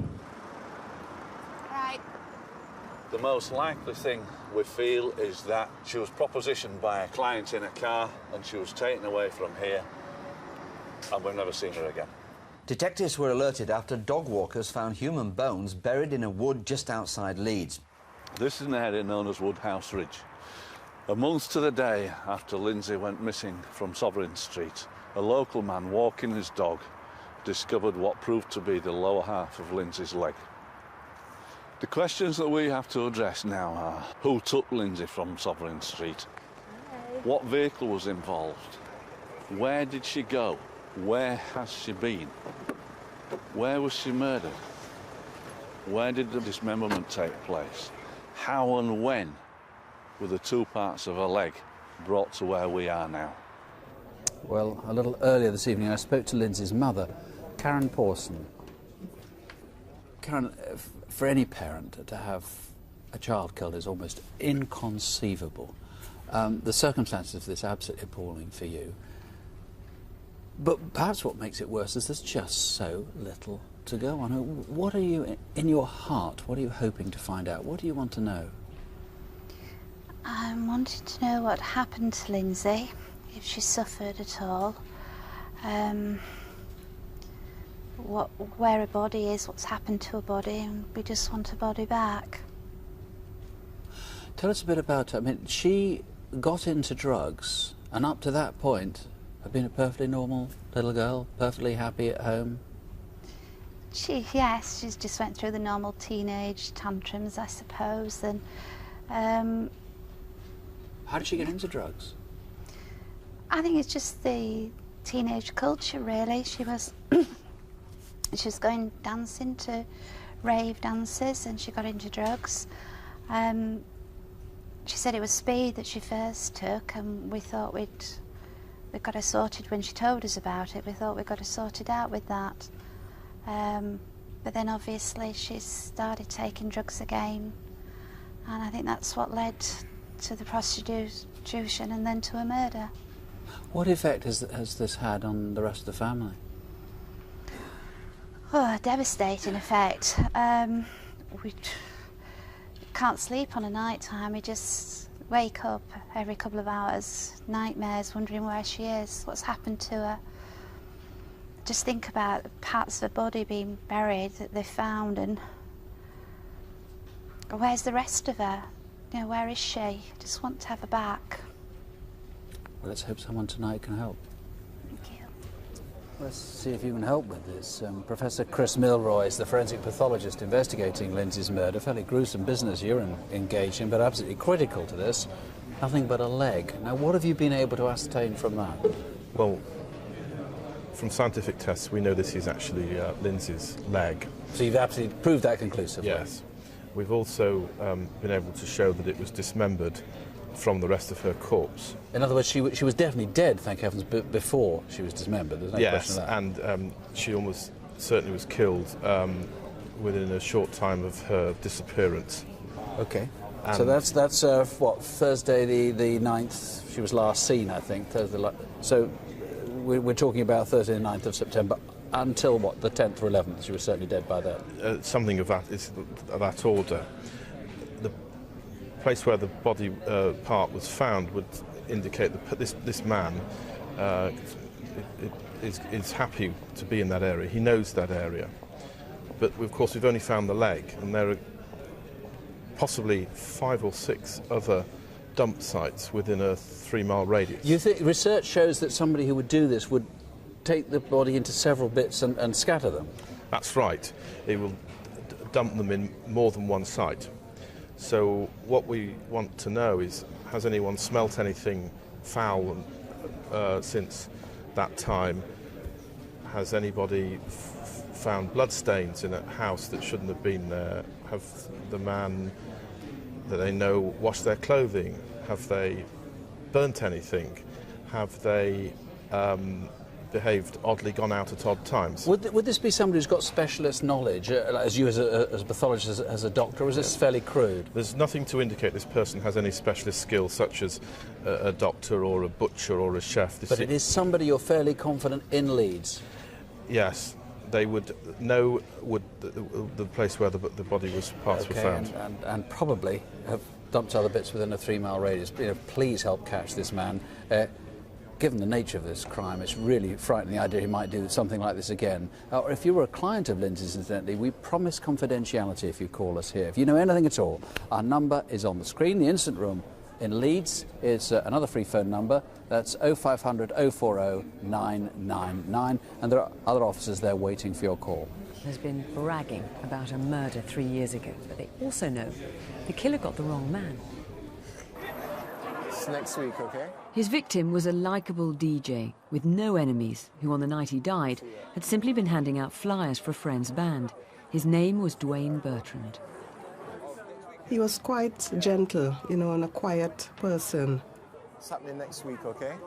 He wasn't that sort of person to get into fights or arguments or anything. That's Hammersmith, so same place next week. He actually lived, you know, for his music. When he was about 7, he started saving his pocket money, you know, to buy records. He used to call himself Selector D. And then when he got older, you know, he changed to DJ Destiny. For the past few weeks, Duane had lent his car to a friend against whom someone had a grudge. You're buying? I'm starving. Yeah, but you ain't got any... Duane and his friends went to Leicester Square to get a quick bite before heading home. I'm not going to buy you a meal, mate. Thank you. Thanks, Dominic. Yeah. Hi. You're all right there? How are you? October, 3 years ago in McDonald's in Leicester Square. If you were that friend or acquaintance, perhaps called Bertha, we're not sure, give us a call. Listen, I'm have to go. All right then, take care. Nice to meet you. So how much people are we looking to come? I'm guessing if you can get 500, then we're doing well.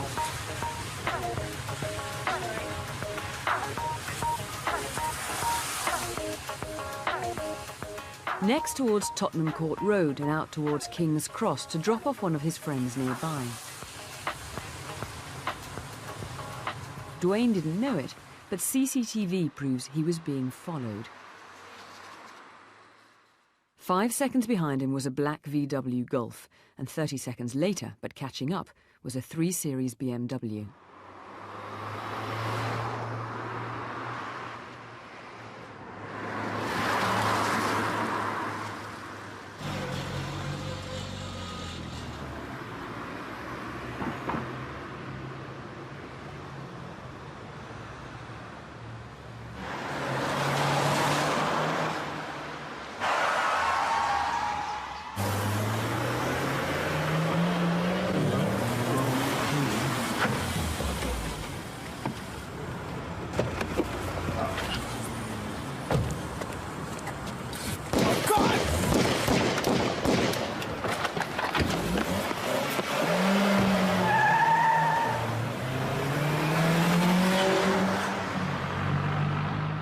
He wasn't involved in anything.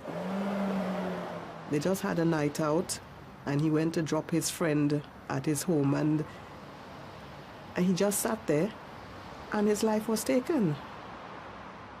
Even now, I still don't believe it. I'm thinking, oh, he's gone somewhere, you know, and he'll be back. At least, if someone is convicted, well then, you know, we can put it to rest. Because it's like 3 years now, and here I am going over the same thing again. You know, and maybe next year and whatever, every year when the time comes around, it comes back. Well, police have a strong suspect and quite a bit of evidence. All it needs is a bit more to tip the scales of justice. If you know who did it, give us a call. If you know who's shielding him or where he put the gun, let us know. What about that BMW? It was very distinctive. A black 3 Series with 7-spoke alloys, a beige interior, and unusually 3 rear headrests. One call could make all the difference on this one. 0500 600 600. Now, this is DI Scott Wilson. And Scott, hearing Duane's mother there and seeing the pictures of him as a little boy, it's worth reiterating, isn't it, that there was absolutely no reason why Duane should have been targeted? That's absolutely correct. There is no reason at all he should have been targeted in this way, and we are certain it was a case of mistaken identity. And people have been talking about this in the community, been bragging about it. That's correct. The weeks and months after the murder, we're aware that people were talking about it, and our appeal is directed at partners, ex-gang members, friends of those individuals to come forward and tell us what you know about who committed this horrific crime. We saw the two cars on the CCTV there. There was the Golf that was leading the way. What about the people in that Golf? Well, the thing is about the Golf is, from CCTV images, we know the Golf had actually left by the time the fatal shots were fired by the occupant of the BMW. So again, our appeal is to the occupants of that Golf, come forward, because you could well be significant witnesses rather than suspects in this case. Come forward and speak to us. And the BMW, is that likely to have been stolen, do you think? We know it's not stolen. Checks have been done and it wasn't a lost or stolen vehicle, and it has never been abandoned. So our thoughts are it's probably been a hire car or a lease car, which was then returned the day after or a week later with no suspicion at all. And the gunman in the car, what about a description? He's a black male, he's 21 years old, he's 5'10", and he was wearing a Nike t-shirt with yellow round the collar and Nike in 2-inch letters across the front, again in yellow, and was wearing a hooded top. There's a £10,000 reward on this. This case is what, 3 years old now? Yes. You're not going to let this go, are you? Well, that's it. Operation Trident has got a reputation for pursuing all unsolved murder cases, because people's allegiances do change and people do come forward, and again that's what we're asking for tonight, for someone to come forward in order we can conclude this case for Duane's family. Well, you've got strong evidence already. 0500 600 600 if you can help, or call the Incident Room in Hendon on 020 8733 4704. If you want to remain anonymous, you can call Crime Stoppers on 0800 555 111.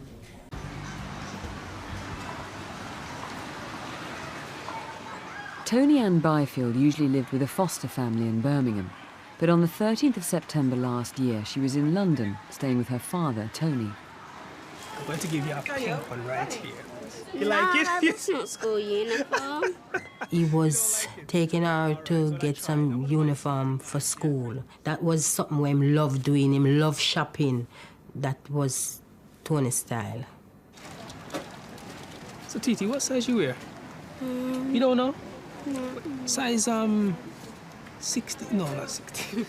He would come, pick her up, and, you know, once him say him going shopping with her, you know, you could see the glee in her face, you know, and the brightness in her face, because that is something she enjoyed doing herself as well.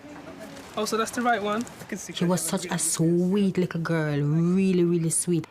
It was such a blessing to have her as part of our family. You look nice. You look really nice. Do you like it? Yes. Nice. All right, go back inside and get changed, yeah? All right. Yeah, I'll come around later, yeah? We with TT. I'm bringing her with me, yeah? We know definitely that he was mixed up in certain things. You ready, TT? Him didn't play a perfect father for them, but him really, really loved them. There was his life, trust me. Him really, really love him kids, them. There you are. Expected you ages ago. Tony usually tried to keep his children away from his business, selling crack cocaine to street dealers. But that night, Toni-Ann was staying at his bedsit for the first time, and he had to take her along. Yeah, watch the television. Yes, sir. Yeah, watch television, man. Sit down and relax, They left at midnight to make the short journey back to Tony's bedsit.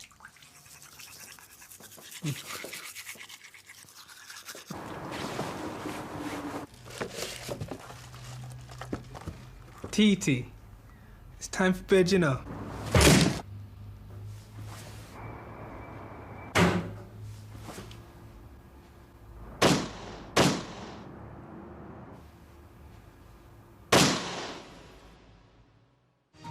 Police in London are investigating the murders of a 7-year-old girl and her father. They say the little girl has been shot. Toni-Ann Byfield, 7 years old, shot in the back, and the youngest victim of the escalating gun violence in Britain. The same killer shot her father, a convicted crack dealer who survived. Toni-Ann didn't live in the flat. In fact, she was only here by chance, visiting her dad for the weekend. And she almost certainly died because she was the only eyewitness to her father's murder. When she was so small, she used to cry a lot for me. So what I used to do, washing the dishes, I used to have to put her in the sink. Put her on the sink to sit down and her foot dangling in the water and kicking over the plates and everything. And, oh my God, she was such a sweet little baby. As time goes by, it's sinking little by little, you know, and then that's when it start affect me, say, you know, Titi no more, she gone. Somebody really take Titi from us, you know, in such a brutal way. Well, this is Detective Chief Inspector Neil Basu. As it turns out, we know now that Tony wasn't Toni-Ann's biological father, but nonetheless, he was very close to her. Why would anyone have wanted to kill him and then murder Toni-Ann? Well, I mean, that is the big question. And what I can say is that we know that Tony was a drug dealer, but what we now know is that he was connected very closely to a major gang that runs cocaine between Jamaica and the UK. The British link-up crew. That's correct. What I need is I need people in and around the British link-up crew to tell me what Tony's status was in that gang. I don't know whether he was working for them or whether he was working against them before he was killed. And people have come forward in the gangland community in Britain, haven't they? But you want more information about an incident that happened a bit earlier on in Jamaica. That's right. In June last year, Tony travelled to Jamaica for 3 weeks. Now, he was there to see his children, but while he was there, he also attempted to collect a debt of up to £25,000. Now, he annoyed someone so much that they tried to shoot and kill him in a hotel. And I need people in Jamaica and people over here with contacts in Jamaica to tell me what that was all about. Now, people are going to be nervous about coming forward, given what's happened. Can you offer them any kind of protection? All I would say is that the Metropolitan Police has a very long established tradition of protecting witnesses, and the full support the Metropolitan Police will be given to witnesses brave enough to come forward. Now, what about this knife? This bread knife was found at the scene. We don't know how it got bent. What can you tell us about it? Right, it's an ordinary domestic bread knife. On its own, doesn't seem to mean anything, but I can't put it in the flat. And it wasn't used in the killing? It wasn't used in the killing. Tragically, it had the blood of both victims on it. But what it also has, it's got somebody else's DNA on that knife, which is as yet unidentified, but I'm hopeful. Now, what about witnesses who might have seen a person or persons going into the flat, coming out of the flat? Well, this happened at 25 past midnight on the 14th of September. And between 15:15 and 15:30, there's CCTV images that show that there are at least 30 people, various cars and cyclists going up and down that road. Those people must come forward. Very few have. And the ammunition as well. You've got some interesting clues on the bullets that were used. Yes, we believe the bullets have been manufactured by an armourer. It's a 9mm self-loading pistol, the weapon, but the bullets themselves are in Israeli and Winchester casings. And on the one of the casings, there's clear milling marks where the ammunition has been ground down to fit the gun. Now, I'm appealing to an armourer. If you've done that job for someone, they've bought it, they've ordered that weapon, please tell us. You did not manufacture that to kill a 7-year-old girl. And there's one person in particular who's called Crime Stoppers, isn't it, that you want to hear from? Yes, over the last week we've had several calls naming a particular individual. I want to appeal to that person that's calling in. That individual is of great interest to us, and please, please call my incident room. And again, you can offer protection if need be. Absolutely. Well, if you're hesitating about calling in, just think what the killers did a year ago and ask yourself if they should still be on the loose. And there's a £25,000 reward. Our number's almost always on the screen, or you can call the incident room on 020 8733 4704. All calls will be treated in confidence, but if you'd prefer not to talk to a police officer, you can ring Crime Stoppers anonymously on 0800 555 111. Forensic science has uncovered a crucial clue which could lead to a killer. Our reconstruction follows the account given by the victim's fiancé.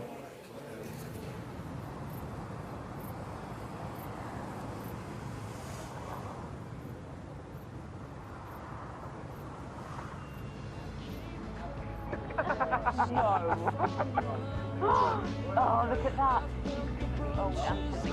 Yeah, Felicity was a very outgoing young woman. She was very bubbly, very gregarious, really, as a person. I think we found Mandy's bridesmaid's dress. Could you see her wearing that?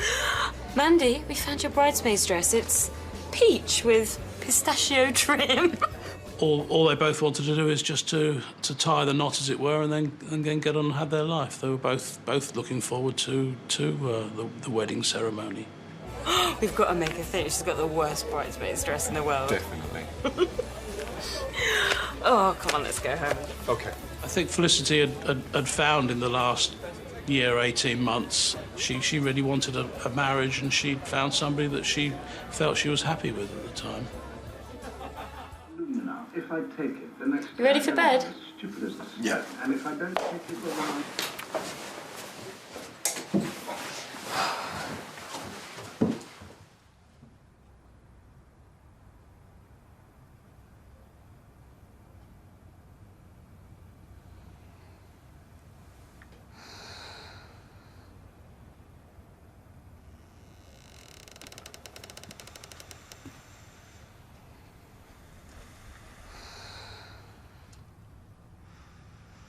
I'm gonna kill you. Now's your time to die.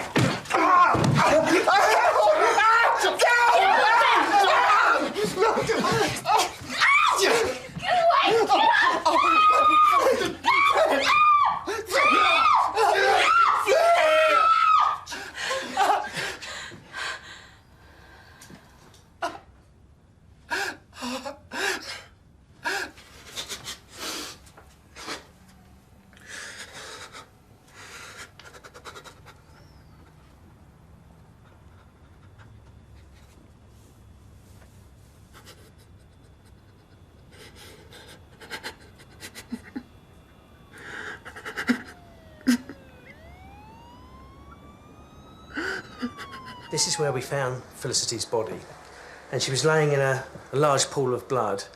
She'd clearly been subjected to the most vicious, brutal attack. The murder weapon we later discovered was a 22-centimetre knife, which was actually from her own kitchen. There was blood all over the walls, throughout the house. We brought in a forensic team. They were actually in here for about a month, from 8 o'clock in the morning through to 10 o'clock at night. And in all, they raised about 1,200 forensic exhibits. But in particular, what we were really interested in is a footprint in the blood down here. And the footprint went through the kitchen and stopped just in front of the window, obviously leading us to believe that whoever was in the house at the time had exited through the window. There were 3 obvious footwear marks on the kitchen floor leading from the hallway to the kitchen window. We used a technique called luminol to try and enhance these marks and to see if there were any other marks there that we couldn't previously see. Luminol reacts with the blood to make it fluoresce, so any small amount of blood stain there will fluoresce quite strongly. So here's a photograph of a drain lid just outside the scene, just outside the kitchen window. There's nothing very visible to the naked eye, but when we used the luminol chemical on it, it's quite dramatic, and it actually brought the mark up so it can be very, very clearly seen. There were other marks on the pavement floor leading away from the scene. I'd say they weren't too obvious as bloodstain marks, but once again, when you apply the luminol chemical on it, the effects were quite dramatic, and you could quite readily make out footwear marks leading from the scene. When the scientists raised the footprints outside, it was absolutely clear to us that someone had actually been in the house at Felicity's murder. The first footprint landed just outside the window, and there were several more going up the road towards Queen's Road. Tango 1 to 21893. Can you attend 262 262 Queen's Road? Reports coming in. Person established at location. I just think all the time that we can't find the truth of what really happened on that night. None of us can get down to putting it all behind us and getting on with our lives.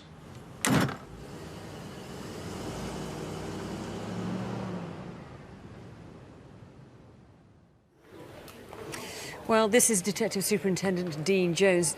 Dean, there's a touch of the Cinderella about this, isn't it? You're not so much trying to find a shoe, but you're trying to match that footprint. Yeah, indeed. And at the moment, we're concentrating our efforts on tracing predominantly male people in Portsmouth with size 9 to 12 feet. What about a motive? Well, we don't know what a motive is, and that's what we're really hopeful for tonight, that some of the viewers will know a little bit more about this, and hopefully they'll phone in and give us that information. We really need to know what the motive was. There's a number of people that you'd like to track down tonight. You're looking for witnesses in particular who might have seen a man running down the street at what, in the small hours of the morning? Yes, about 5 minutes to 3 in the morning on the 27th of February. A postman leaving his house in Percival Road. in Portsmouth, saw a man crouch down behind a car and then run off down Percival Road. He's wearing what? I mean, this is pretty ordinary black puffer jacket. It was a puffer jacket like this one. It's a puffer jacket just like that. In fact, the postman actually was kind enough to point one out for us, which we purchased for the purpose of the programme. But he was, the person who ran off in Percival Road was about 5'9" tall and late 20s. Now, there was also a man running down Queen's Road. Yes, this was about 5:35, again 27th, about 2.5 hours after the murder, and he was running down Queen's Road, and just after the clip you've shown, he actually ran into a person riding a bicycle. And so you'd like to know, I mean, there could be obviously quite innocent reason why he was running down that road, but nonetheless, if for no other reason, you'd like to hear from him to eliminate him. We'd like to eliminate him, yes. And then someone has rung Crime Stoppers. Yes, this was around about the 20th of August. A person phoned in to Crime Stoppers with some very, very specific information, and we really, really want to talk to that person again. And of course, you can't be sure if there were any witnesses. If there were, you want to hear from them. And I should reiterate, this is a very frightening crime, but it's very rare, isn't it? It's very rare indeed, and I mean, if there are witnesses out there or people that have overheard conversations in pubs or elsewhere, then please let us know. We've actually done quite a lot of research nationally about similar crimes, and this sort of crime is very, very rare. Well, please help if you can. Felicity's father's put up a £10,000 reward for information leading to the conviction of the murderer. Our number's on the screen, or you can talk to Dean's colleagues in Portsmouth on 02392 899 899.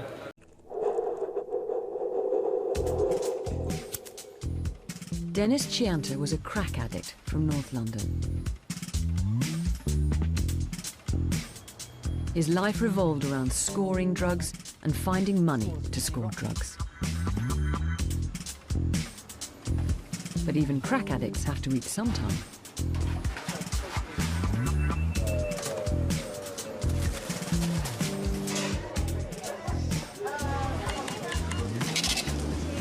A cheeseburger, please. Oi, wait your turn. I've been queuing here for ages.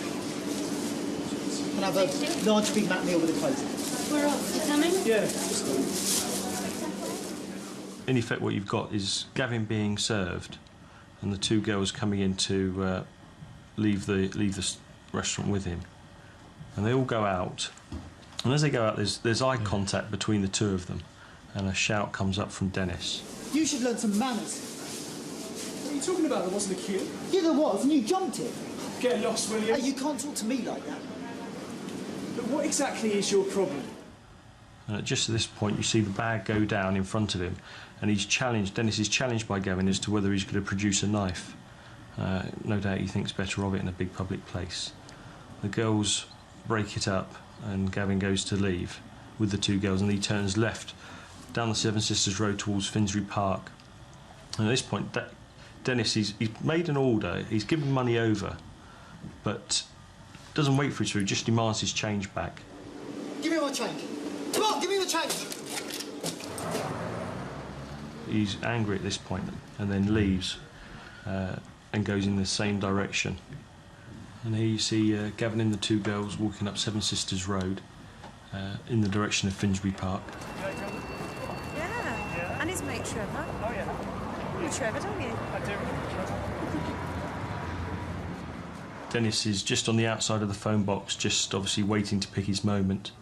Right at the top of the screen, you can just about see Dennis running up to Gavin and stabbing him in the back.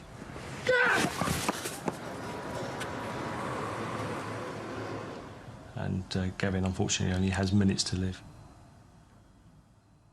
I was down in Holloway at church and didn't realise that until afterwards that in actual fact I was only about 200 yards from where the incident happened.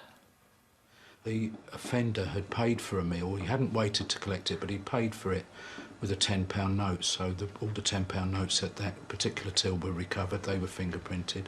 We obviously conducted house-to-house inquiries in the area and got as much local publicity as we could. We were 5 weeks into the investigation when we came to Crimewatch, but we really were stalled. We had, at that time, no idea who the offender was.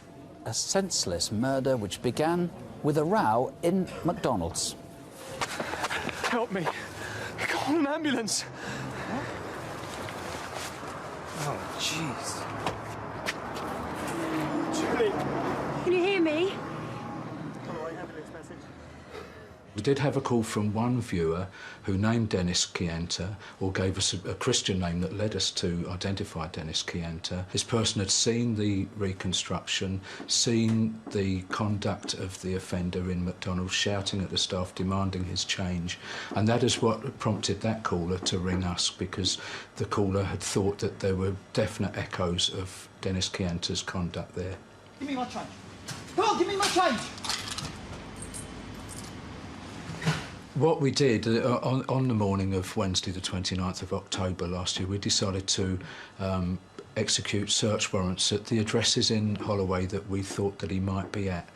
So we simultaneously raided 3 properties looking for him, and we found him in the third of those properties, one in Highgate, where he'd been living with a partner. Nobody move! Everyone remain still! And I saw his reaction to being told that he was arrested for this murder, and he looked absolutely terrified. The colour drained from his cheeks, and it was really then that I was more sure than ever that he'd committed the murder in Seven Sisters Road. Can I just ask you to state your full name, please? Dennis Chianta. Would you say your clothing in general is more casual than formal? No comment. Because again, your posture is very similar to the person in the video. What do you have to say about that? No comment. This person ran up to him and plunged a knife into the middle of his back. Was that person you? No comment. That one day, everything changed. Life changed completely for us. You know, that one morning when this happened. And even after 8 months, it's still very difficult to, you know, to cope with it.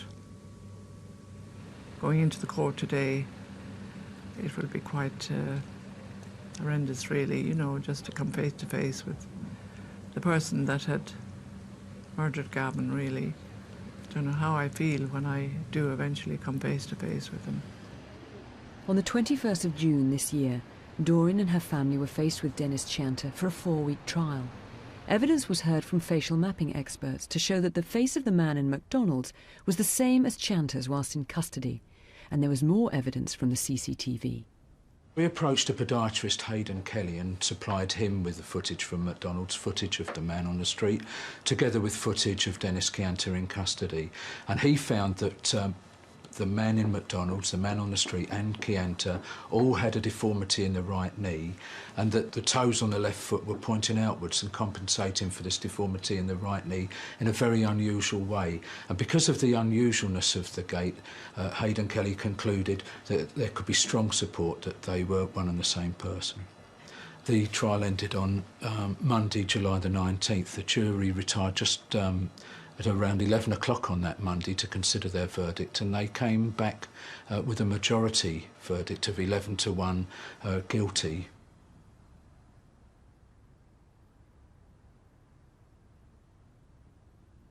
Chianta's reaction, certainly visibly shocked, uttered a few words about how he hadn't done it, but visibly shocked when he was, the jury came back with a guilty verdict. If that person wasn't you, and I'd expect you to be saying, it wasn't me, I was here, or I was with so-and-so, and they can tell you it wasn't me. But you're sat there just saying no comment. So I'm giving you an opportunity in the interview now to tell me, were you involved in that incident? No comment. I'm still often surprised it's not just the recent crimes that Crimewatch helps to solve, but old ones too, and sometimes very old ones. In 1976, a newsagent, Geoffrey Small, was murdered. The killer was never caught. The case went cold. 26 years later, the police received a tip-off. They reopened the investigation, Crimewatch reconstructed the murder, and the killer was watching.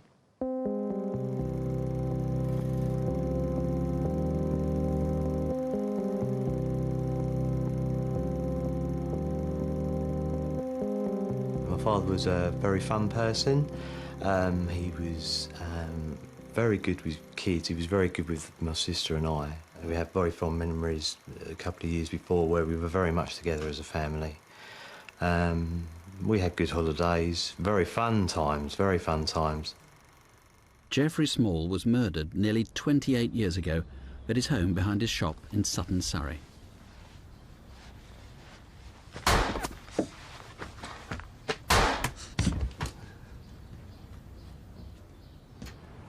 Morning. Good morning.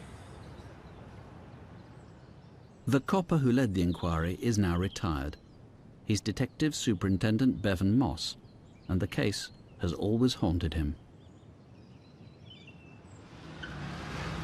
It was a shocking scene that I encountered walking into the house because there was blood everywhere, all over the sink and the floor, and with Geoffrey Small's body lying there, just an ordinary shopkeeper having met his death in this fashion was appalling.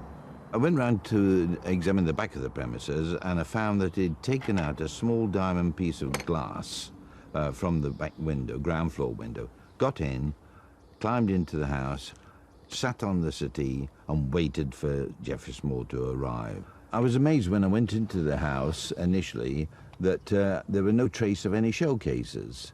Although 7 bullets had been fired, these had been meticulously picked up, but he missed 2, which forensic found, lodged in the top of the cooker hood, which helped us to identify the weapon. It was apparent to me that the person using this gun must have been a professional, because the weapon had a reputation for a very fierce ejection of the cartridges, which throws the weapon all over the place. So he's got to be a good marksman to be able to handle it properly. Detectives first thought Geoffrey Small may have been mistaken for a criminal called Bertie Small. It was rumoured there was a contract out on Bertie Small because he'd informed on several villains. Packet of embassy, yeah? Yeah, fine, sir. There you go. What's more, Geoffrey seemed to live a blameless life. Fine, thank you. Very well. How about you? We discovered that he had had a small affair with a lady, and we discovered also that a relative of this lady had been passing along the road roughly about the time that the murder had taken place. But this particular person we found didn't have own any guns, had no gun training, and was very unlikely to have been responsible. I was really disappointed when we had to wind down the investigation, particularly for the Small family, who I felt that we hadn't provided them with some solution to who'd murdered their loved one. For over a quarter of a century, the case remained on file, until Geoffrey Small's sister wrote to the police asking if it could be re-examined. As a result of that letter, the police acted on some information that had been provided to the police, naming Alan Savage. Alan Savage was a career criminal with a long list of previous convictions that stretched back to the 40s. They included burglary, possession of firearms, and rape. The original scene of the crime, there was a footmark left. A male footmark was left in a flower bed by the point of entry at the rear of the premises. And that was, as I recall, a size 5 male shoe mark, which was very unusual at the time and would have represented a small amount of the adult population. The person that originally come forward and provided the information subsequently gave us a witness statement, but that alone wasn't good enough for us, and we wanted to go to Crimewatch to see if we could find any other witness who could help implicate Alan Savage, or for that matter anyone else in this investigation. It would be nice for him to see his children grown up with their own children. You know, I wonder, would he be proud of me? I mean, I've done nothing special, but, you know, would he be proud of me the way I've turned out and the way my brothers turned out? We didn't expect the result that we had, in as much as Alan Savage's confession came, as he said, as a result of seeing Geoffrey Small's daughter making an appeal on Crimewatch. It was important for us to provide some evidence of corroboration of his involvement, and we were able to do that with him being videoed down at the original murder scene.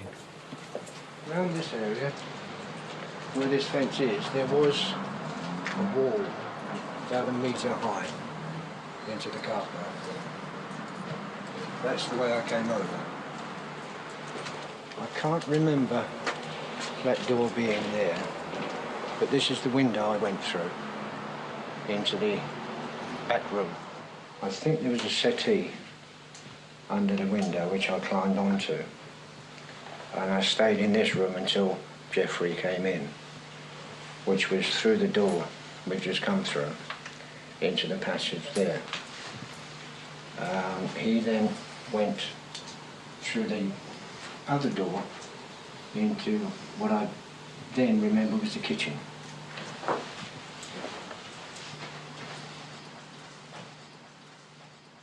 Geoffrey was in the middle of the kitchen, where he put his bag down on the floor,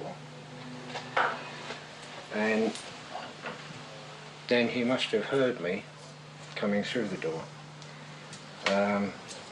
He made a quick glance and then went through to the passage, and that's when I shot him. And the price he was paid for Geoffrey's life? £700. Initially, Alan Savage had provided information and evidence implicating the man that had paid him to carry this offence out. By now, Alan Savage was in his 70s, physically ill, an elderly man. He'd already pleaded guilty to the offence himself. Although he'd implicated another individual, I don't think he wanted the trauma of going through, giving evidence at court, and any implications that might have for him in the future. Alan Savage suffers from terminal cancer and knows he'll die in jail. But it looks like he'll carry a terrible secret to his grave. It's nearly 28 years now, and the pain doesn't go away because we have no resolution. We have a man who's admitted that he shot my father, and he admitted he did it for money, but he has been unwilling to testify against the contractor, who really is the real killer. The gunman was very much like the gun. He was a tool. He didn't know us. He didn't know our father. He just did it because he was paid to do it. But the real reason my father is dead is because of the man who's still walking the streets. We obviously know who's responsible to this. So do the police. So we are just looking as a family for those people that do know. They could bring this to an end. They should look at their loyalties.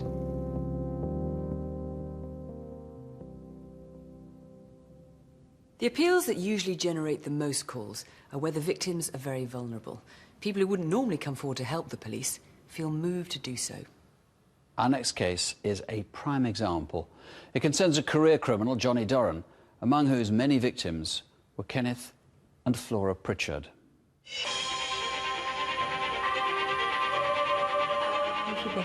Thank you. For Ken and Flora, it was a normal day. Flora had been out to the shops, she'd put a bet on at the bookies for Ken, and she'd come back home and made Ken some lunch, a sandwich. And actually, when the doorbell rang, they were watching the racing on the television. They're under starter's orders. They're off. Man and a quarter in front of them. Junicate perhaps a little bit slower than the others to stride away. Roger and Man taking a fierce hold early on. Cat campaign Silver towards the stand side. You from the council? Yeah, I've come about the dam. Well, I never looked to see whether he'd got a badge on, you know.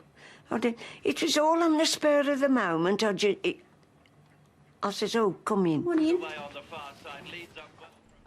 The distraction burglary was carried out by two men. The taller one left the door slightly ajar so the smaller man and the leader of the gang, Johnny Doran, could slip in unnoticed. Get some of the things out the cupboard. I started getting a few things out of the cupboard, and he went to a cupboard on the wall, and as soon as he touched this tin, I said to him, "You're not a council worker." Tin was being burgled. The taller of the two offenders set about Ken and pushed him around and slapped him. Ken was trying to protect Flora. Johnny Doran collected the money from his accomplice, then searched the flat for more while the taller man stayed in the living room. Flora managed to get to the window and tried to scream out of the window, and that really upset the two of them. He kept me in my chair. I was trying to get out all the while because he told me to keep quiet and I wouldn't. He said, "You're going to keep quiet?" I said, "No, I'm not." I went parched, you know, my lips, and I said, "Oh, I want to drink." And I thought, oh, perhaps if I can get out this chair, you know, and go in the kitchen, I could make a dash like for the door. I want a drink of water. He'd fetch the water, this one, and he'd got his hand covered. Can you give me £20? No, I can't. You've got it all. The second offender made a search of all the rooms in the flat, and then he emerged from the bathroom and started threatening Flora, and in fact he threatened to gag her. He bought a cloth, and you know, to put over my mouth. So I struggled with it so that it wouldn't go on my mouth. And then the other one, he got a pink cloth in his hand, I'm sure it was pink. He said to me, "Shall I wipe your face?" I said, "Don't you touch me." On most of the attacks, the violence was not directly connected with the stealing. Many times the money had already been stolen, but the victim was attacked and beaten, only for a bloodlust. Oh, leave me alone!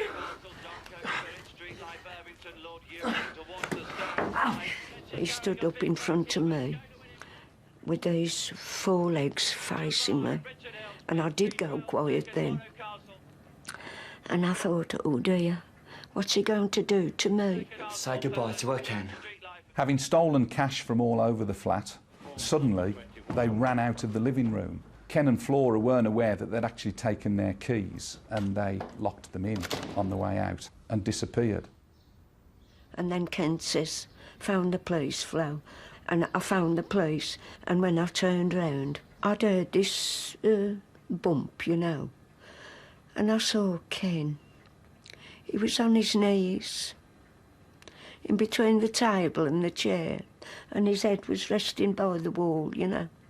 So I pulled his head away from the wall, and I said, "Ken, are you all right?"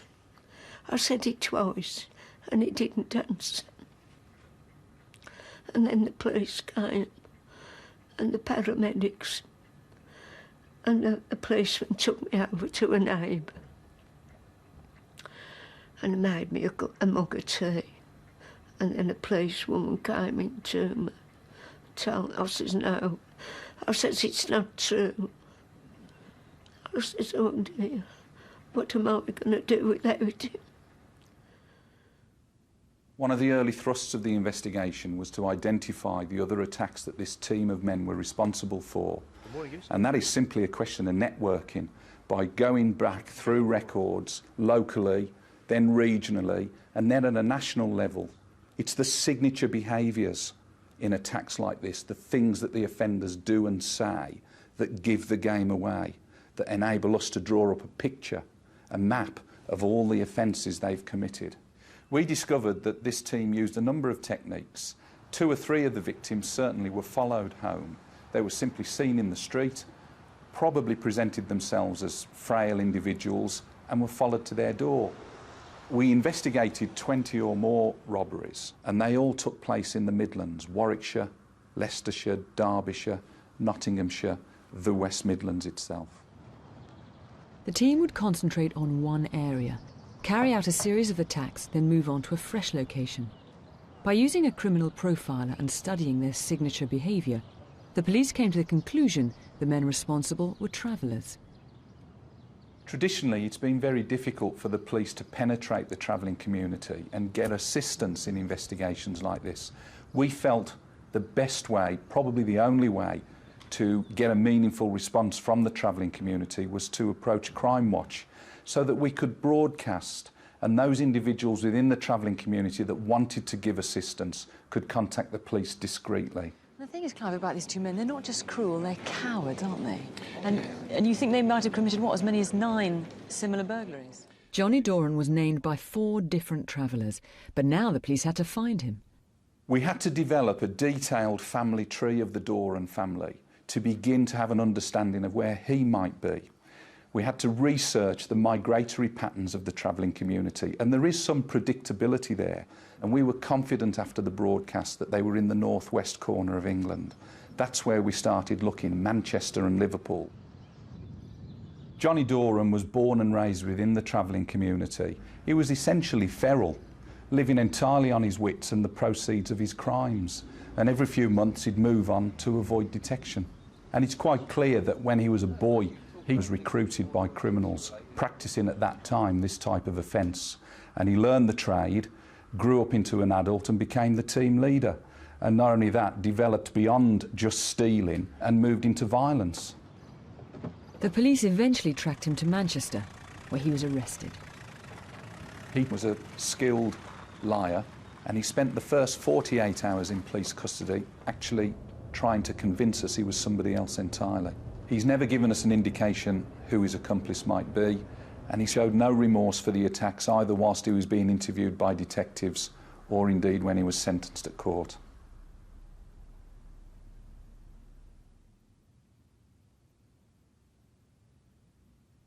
I had letters and cards and flowers off strangers, and I had Jason bought a big envelope one day, and he says, "Flo, you got 30 cards here," and it was from some school down the south, and all the children, they were from about 6 and 5 and all ages, and they'd all sent a little card. He was a good husband. 50 years we'd have been married. I think it was made for me, and I was made for him, you know. Because sometimes things are like that, aren't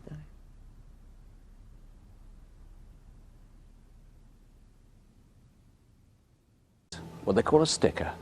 A case that's remained unsolved for all those 20 years, and indeed was the first reconstruction we ever showed. It's a macabre story made even more bizarre by this letter that was sent to the police by a man who claims to be the murderer. Do you recognise the style? It may have been written with a ruler and a mapping pen, and look in particular at those peculiar S's that are written in the form of exclamation marks. It's a bit like some computer shorthand. Now, the letter could be a decoy, it could be a hoax, but if you know who wrote it, you could save someone's life. In fact, now police fear that in the 20 years since, the culprit must have struck again, and probably repeatedly so. 2 decades ago, Chris Barnfather was a young detective in Nottinghamshire Constabulary. This remains the most emotionally draining case he has ever dealt with. All those years, he's stuck with it. The victim was Colette Aram. 20 years on, Chris reviews the original film and reveals new evidence. Well, Colette was abducted from the side of the road. She was probably struck at that time. She certainly had a head injury which would support that. She was dragged into a vehicle. She would have been terrified. She was driven 2 miles up the road, probably fighting in the back of the vehicle. She was dragged from the vehicle where she had her clothing removed, and she was subjected to the most appalling and violent sexual attack. She was then strangled, and she was left to die in a field a few miles from her home. The police have built up a picture of the killer's movements from the letter and from corroborating evidence. I was in a hut for hours waiting for a girl to return from horse riding. No one saw me. About 5 miles from Keyworth, there are riding stables there. Young girls, predominantly, exercise their horses on a Sunday afternoon. Sometime before 4 o'clock on that particular Sunday, a man was seen loitering around an old hut which is next to the stables. I say a man, I believe that's our man. Certainly there's evidence that that man was inside the hut. We found a piece of rag which was semen stained, which indicates he was there for some sort of sexual excitement, no doubt evoked by the young girls on horseback. He saw his opportunity when the Ford Fiesta turned up, stole it and drove away in the direction of Keyworth. This whole tragic sequence of events that led to Colette's brutalised death started with the theft of that motor vehicle. This individual spent over 3 hours in the Keyworth area driving around looking for a young girl. He certainly followed other young girls that afternoon. He made approaches to other young girls. They were fortunate. Colette wasn't. She left home shortly after 8. She was certainly seen at about 8:05 by friends who acknowledged her. She was seen again at 8:10 by people who knew her. At 8:15, only 5 minutes later, a resident heard screams outside of his home. Repeated screams and shouts of no. He went to the door. He could see nobody. He saw a vehicle driving away at speed. Nobody saw Colette Aram alive again. Good evening. What can I get you? A pint of orange lemonade, please. The Generous Britain's a small village pub about 5 miles from Keyworth. It doesn't entertain many passing customers, mostly local. He engaged in conversation with the landlady. That conversation tended to indicate he had some knowledge of the area.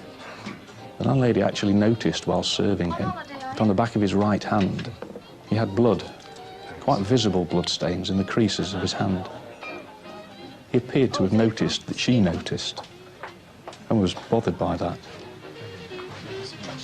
Where's the toilet? Oh, just back there.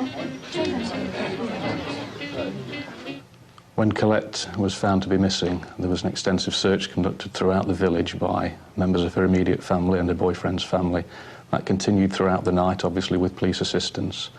At about 9:20 the following morning, police officers were called to a field on the outskirts of Keyworth, off Thirlby Lane, where a body of a young female had been found. Unfortunately, the grandfather and the brother of Colette saw officers attending and actually followed them onto the field area. And there they were to see the horrifying sight of Colette lying naked and brutalised in that field. A fact that the police have never released before, because we always like to hold a little bit back, is the fact that Colette had an item of clothing actually tied to her wrist. It wasn't an item that had been used in any way to restrain her or to incapacitate her. It was tied there almost as a sign to whoever found her.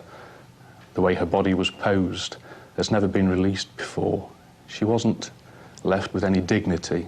She was left in a position which could only horrify anybody who stumbled across her body. The resting of her clothing had been thrown into a culvert, but an item of jewellery was missing, almost as if the offender had taken a trophy and had left his victim in a field displayed for all. That was all 21 years ago. This is Colette's mother, Jackie Kirkby. 21 years, but presumably hasn't got any easier. No, it hasn't. I don't think it ever does, and I think any mother would tell you the same thing. It's 21 years in October, and I remember it as if it was yesterday. You know, I go out and I see girls that Colette was at school with. They've got young children. I would probably be the same now, be a grandmother to children that Colette would possibly have had. It's very, very difficult. It's something that you never ever come to terms with. And the one person I think that really has suffered in all of this is my son. He actually saw Colette in that field, and I always remember him saying to me, "Mum, you didn't see the way she was lying there. I did." And he'll never forget that. He'll take that to his grave with him. And things like this, you never get over it. Well, it's just terrible, and I would never wish this on anyone. And Chris, the frightening thing is, this isn't just an old case. This could be happening to other people, perhaps not murder, but you think this man is a serial offender? It's almost inevitable, I think, Nick, that this individual will have sexually assaulted before he killed Colette, and probably sexually assaulted since. Now, we've got partial DNA, so if people have got any suspicions about somebody, you can easily eliminate. You've also got an EFIT, but you're very concerned that people shouldn't take this too literally, because there have been a lot of conflicting descriptions of the man. Absolutely. Witnesses gave different descriptions at the time, and although it's maybe a backcloth for viewers to actually focus on, I'd actually ask them to try and connect maybe that image with, was this individual in the Keyworth area at the time, living there, maybe visiting there, maybe working there? He obviously knew it, and the one thing that we do know is pretty accurate is the hair. He had sort of thick, curly black Yes, hair, was it, or dark hair anyway? All the witnesses were very united on that issue. He'd now be mid-40s or early 40s, perhaps around 40 years of age. We're not entirely sure. What about body height and height and that sort of thing? Probably 5'10" muscular build. So maybe putting on a bit of weight now. And as you say, he must have had local connections. He must have got there somewhere, somehow, if he didn't have his own car. And this fetish for stalking girls. Now, this is a behaviour he presumably exhibited at other stages and has exhibited since. I would suspect so, yes. He clearly had followed a number of young girls around in the Keyworth area on that night before he actually found Colette. So there'll be perhaps police officers elsewhere in the country, prison officers, psychiatric social workers, psychiatrists and so forth, people who may see somebody, and I may have seen them recently, with a similar method of operation. Yes, I believe this man may well have gone through the prison system at some point in time subsequent to Colette's killing, and I would appeal to those professionals to come forward to us tonight. The taunting with the letter. One wonders if he might be watching Crimewatch and might ring you tonight, might ring you. I would invite him to phone me. You'd invite him. I should make the point, incidentally, that no calls to Crimewatch, we always say this publicly, no calls to Crimewatch are ever traced. So if he does ring, you can't trace him, but you still want him to call. We don't record them either, incidentally. It's an opportunity to speak to him and maybe to understand why this occurred. Jackie, having lived with this for 21 years, what would you say to anybody who, they're not sure it's somebody, but they've just got their faintest suspicion? They think, well, I can't ring on the faintest of suspicions. I would ask them to just find it in their hearts to phone, whether they got a slight suspicion or not. Maybe then we can put behind us, well, we won't put behind us because we never will, but at least we might get to know the reasons why and get to know with satisfaction that he's behind bars and he's not going to be in a position to do this again. Well, you can talk openly if you call us here, or if you prefer, you can talk in confidence to any of the detectives, and there are BBC staff here too, gathered here in the studio, or you can call the local incident room on 011 59 672 954. As we've been saying, he's almost certainly reoffended over the past 20 years. Please, let's catch him now.